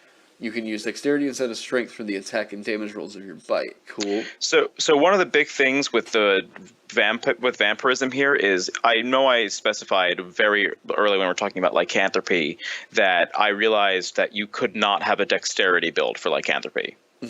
Because it was just too strong. Right. For vampirism, I kind of brought the dexterity in here so that there's 2 different like major builds for it. There's the strength-based build, which really makes using a 3rd level feature much, much easier. Or there's the dexterity build, which is safer but not quite as powerful. Okay. So the strength build's a little bit more glass cannon-y. Unless you take the protective hex malediction metamorphosis, but the dexterity one will have much less damage output and safety in the long term. Yeah, I would definitely favor dexterity. Yeah, so I refer to it as the rapier build versus the grapple bite build. Right. Okay. So the Scion's education. You benefit from the formal training you received at your vampire progenitors' decree. You gain proficiency with longswords, rapiers, and longbows. So additionally, you gain proficiency in your choice of one of the following skills or tools: athletics, history, insight, intimidation, persuasion. Is this the first one that gives you proficiency in a skill at first level? Yes. Yes. Okay. So normally you only get 2 particular skills. Right. But because of the fact that vampires are very snooty in general, I find. Right. Like, they're very high society because they live for so long, they have a want for the nicer things. No vampire master, think if you were turned by Strahd. Strahd isn't going to turn up to other vampires pulling along a scion that doesn't know how to read. Right. Like, he doesn't want that bumpkin tarnishing his name. Right. So he wants you to be educated and competent, but not so educated and competent that you're actually a danger to him. Yeah, vampires are the only undead that are going to give you a bit of a culture lesson, we'll say. Absolutely. Yeah. That's kind of charming, we'll say. So, speaking of it, charm person, spider climb, gaseous form, dominate beast, dominate person, all stuff that's going to synergize with the bite. Oh, yeah. Oh, okay. Draining bite. And gaseous form is just straight up a thing that vampires do. Yeah. Draining bite is the bread and butter of that bite grapple build that I was talking about a little bit earlier. So the target's hit point maximum is reduced by an amount equal to the necrotic damage taken from, so it deals an additional 1d6 necrotic damage. The reduction lasts, and you regain half as many hit points. The reduction lasts until the creature finishes a long rest. Target dies to this effect, reduces hit point maximum to 0. Undead and constructs are immune to this feature. The necrotic damage increases by 1d6, so it's like a cantrip. Cool. Yeah, this is that scaling thing I was talking about before that every subclass except for armament gets. Okay. So this is also a way I balance out the you take half healing, because the draining bite heals you if it hits something that isn't an undead or construct. But you do have to jump through a couple hoops. The creature does need to be grappled, willing, incapacitated, or restrained. So you have to have them charmed, or your allies has to be willing to let you take a bite to heal yourself, or like you have to have them grappled, which is why that strength-based build is something that can work if you survive to level 3, because you're going to be getting a very decent amount of healing and health back from draining targets this way. Guy, I almost feel like it would be more fun to run like a barbaric, just big vampire this way. Like, oh, that feels so terrifying. Yeah, like, multi-class into barbarian and have a good time. Oh god. Sanguine Glamour. You learn to tap into the vampiric ability to charm. As an action, you can attempt to charm a humanoid within 5 feet of you that you can see and that can see you. As long as it isn't hostile to you or any of your companions, the target must succeed on a wisdom saving throw or become charmed by you until the end of your next turn, until you lose concentration as though concentrating on a spell, or until you or your companions do anything harmful to it. You can use your action on subsequent turns to maintain this effect for an additional round, up to a maximum duration of 1 hour. The charmed creature regards you as a friendly acquaintance for the duration. Once the condition ends on the creature, or succeeds on its saving throw against the effect, it knows you attempted to charm it, potentially becoming hostile. Basically friends, but with like a major boost. I ripped a lot of this straight from that enchantment wizard we were bashing earlier. Okay. But because it actually synergizes with the kit. Right. Because if a creature is friendly to you, and you are maintaining this charm, you have a much better chance of convincing it you can drain it if you're low on health. So this lets the dexterity build use the draining bite if they need to, but it can't be in a fight. It has to be like some random person your party really doesn't like. All right. So Vampiric Strike. When you take the attack action on your turn and successfully grapple a creature, you can make a bite attack against this as part of the same action. Yes. So yeah, in the way that breaks down the action economy, grapple attack isn't. And I've seen people confuse this a lot. You use grapple with the attack action, and it replaces one of your attacks. Right. So you can. So if it uses, and that's the interesting thing with the wordage, and why I think people need to read Chapter 9 of the Player's Handbook before they read anything else in that book. The way that the action economy breaks down is if you have your action, you can, and you use something like extra attack, you can make a shove or grapple attack or attempt using the extra attack and still get, like, you can do that twice. Like, if you get extra attack. Like, Yep. And barbarians are very, very good at that. Yeah. So, keep that in mind if you've never played around with that during your games. Yeah. Pro tip, people who play barbarians, if you're fighting on top of a tall building, or a tall, like, rampart for all intents and purposes, and you're fighting a guy that has a lot of hit points, instead of hitting them, use the shove action to throw them off the building. Because you're probably going to succeed, because you have advantage on that, and it's going to feel really good to one-shot something in a really unconventional way. Oh, yeah. Surprise your DM! Yes, be creative, be fun, be outlandish! Call out your DM's bullshit whenever the NPC suddenly grows wings and flies in an attempt to save their story. Crimson Strength. Okay. Oh, wait. Did I skip one? No. So okay. Vampiric Strike, we kind of skipped over a little bit. So they do get... So this is a much narrower version of extra attack, but that synergizes with the kit of the subclass. Okay. So instead of like just getting blanket 2 extra attacks or 2 grapples or 2 shoves or any combination thereof, you can grapple and then bite, or you can make 2 non-bite weapon attacks. So pretty much the first paragraph enables the grapple bite build even better, and the second paragraph enables the rapier build even better. Okay. So, or short bow or long bow or what have you. Crimson Strength. The power you've accumulated from all the blood you've drunk manifests as physical strength. You have advantage on athletics checks you make to grapple. Additionally, you can climb difficult surfaces, including upside down on ceilings, without needing to make an ability check. Awesome. Very vampire. Yes, and also for those of people who are noticing a lot and crying foul of, why would you give them Spider Climb if you also give them this feature? Keep in mind, friends, Spider Climb can target your friends. Oh, very true, very true. It's a Collar of Beasts. You learn the Conjure Animals spell. Oh, here we go. I know where this is going. Yep, we're going full Strahd now. Oh, yeah. It counts as an accursed spell for you. It doesn't count against the number of accursed. Okay, so once you can cast conjure animals without expending a spell slot. When you cast it this way, it doesn't require concentration, and it only summons a swarm of bats, a swarm of rats, and wolves can be summoned. You regain the ability to use this feature when you finish a long rest. Yeah, it's like I want to. You can. So, by the way, a swarm of bats, if I'm not mistaken, is a CR 1/4 creature. Mm-hmm. So you can summon a lot of bats. Yeah, like a lot of bats with this feature that doesn't require concentration and still lasts for the full hour. So have some fun with your massive swarm of bats or rats. Just freak out all the townspeople. Or your little pack of wolves. So it says, and wolves can be. That's right. The quantity is determined by the CR. spell. Right. Yeah. Okay. Cool. Sanguine Ascension. Now Now I'm just picturing. You know what? Let me read this and I'll say that. So, you gain at 20th level you gain a flying speed equal to your base walking speed, and whenever you deal necrotic damage to a creature that isn't undead or a construct, you regain hit points equal to half the damage dealt, sealing the target's life force. Additionally, when you use your Sanguine Glamour, the target can be any creature that isn't a construct or undead within 5 feet of you that can hear you, and can maintain the effect for an indefinite period. So now it's not just synergizing. You are full Master Vampire. Yeah.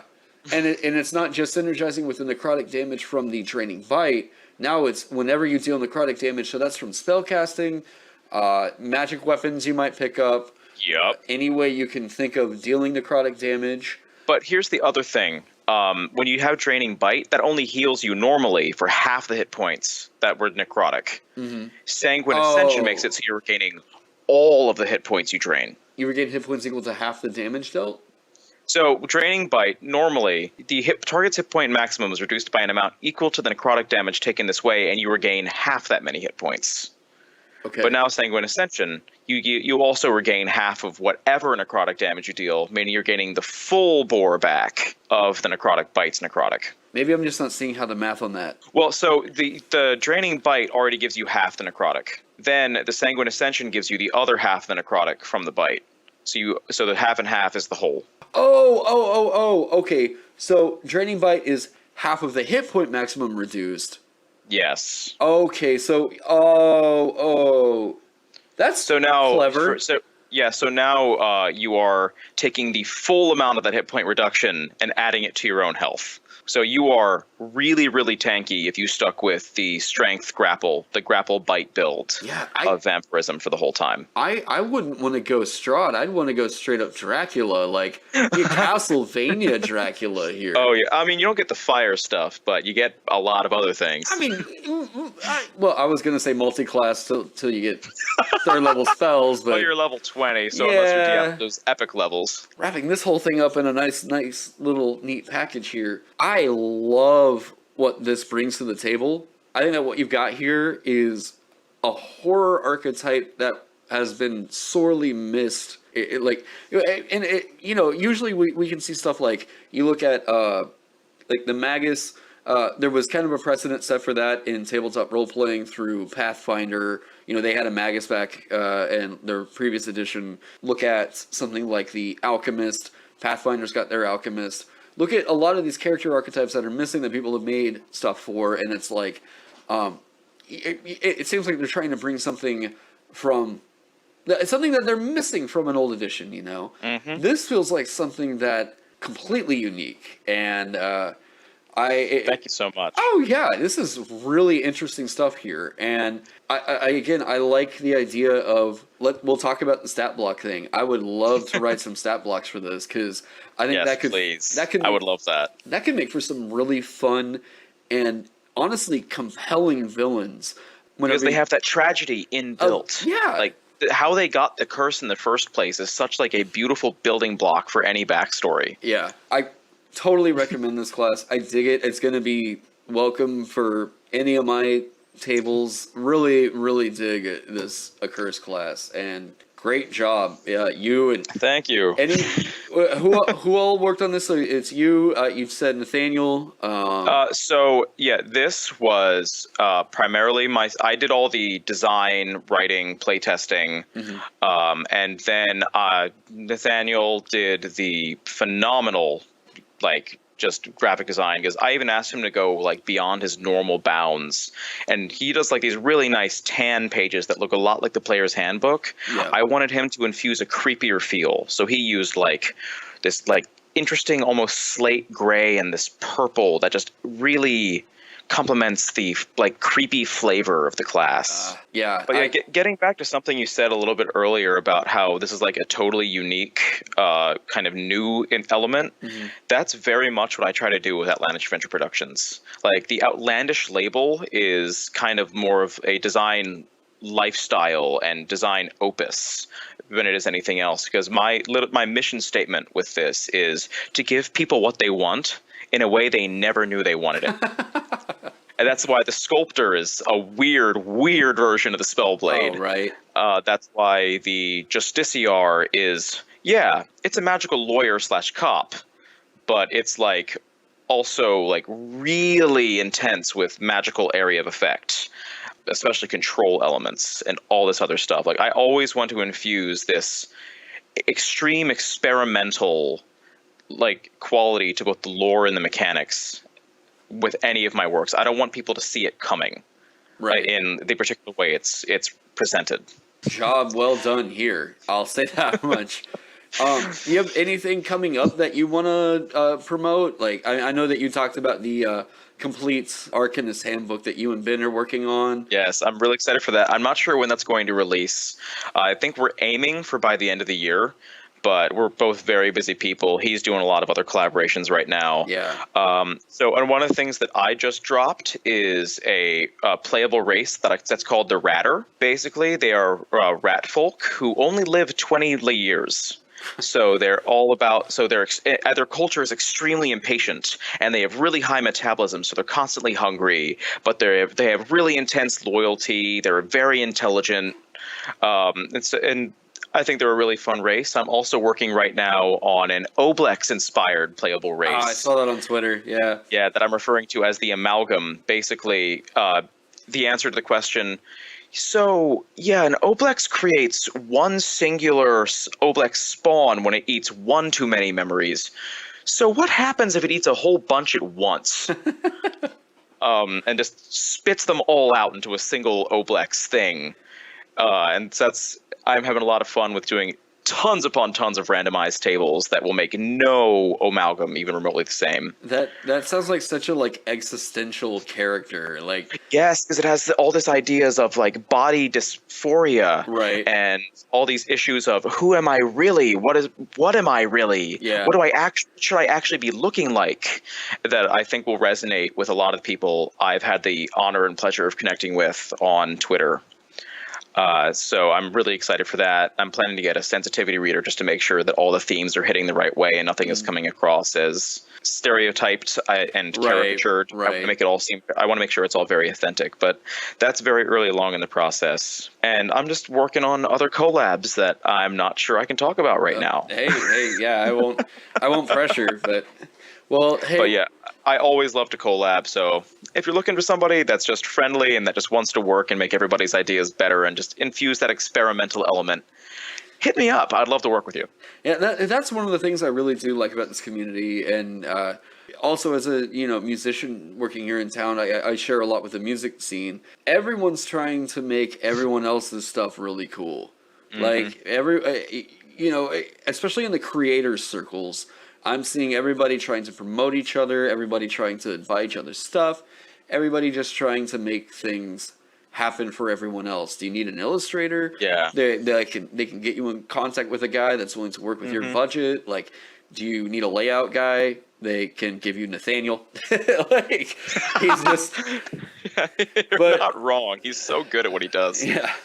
But yeah, if you guys are interested in homebrewing, I know guys like Ross, if you just go join up with the Discord of Many Things, if you go look at the Facebook DM's Go Creator Circle, or just out on Twitter, reach out and see if any of these guys are willing to give you a little bit of advice. But yeah, I've also been very heavily considering starting an OAP Discord just to connect Cool. with people better and just have very focused conversations. So if that's something you'd be interested in, let me know.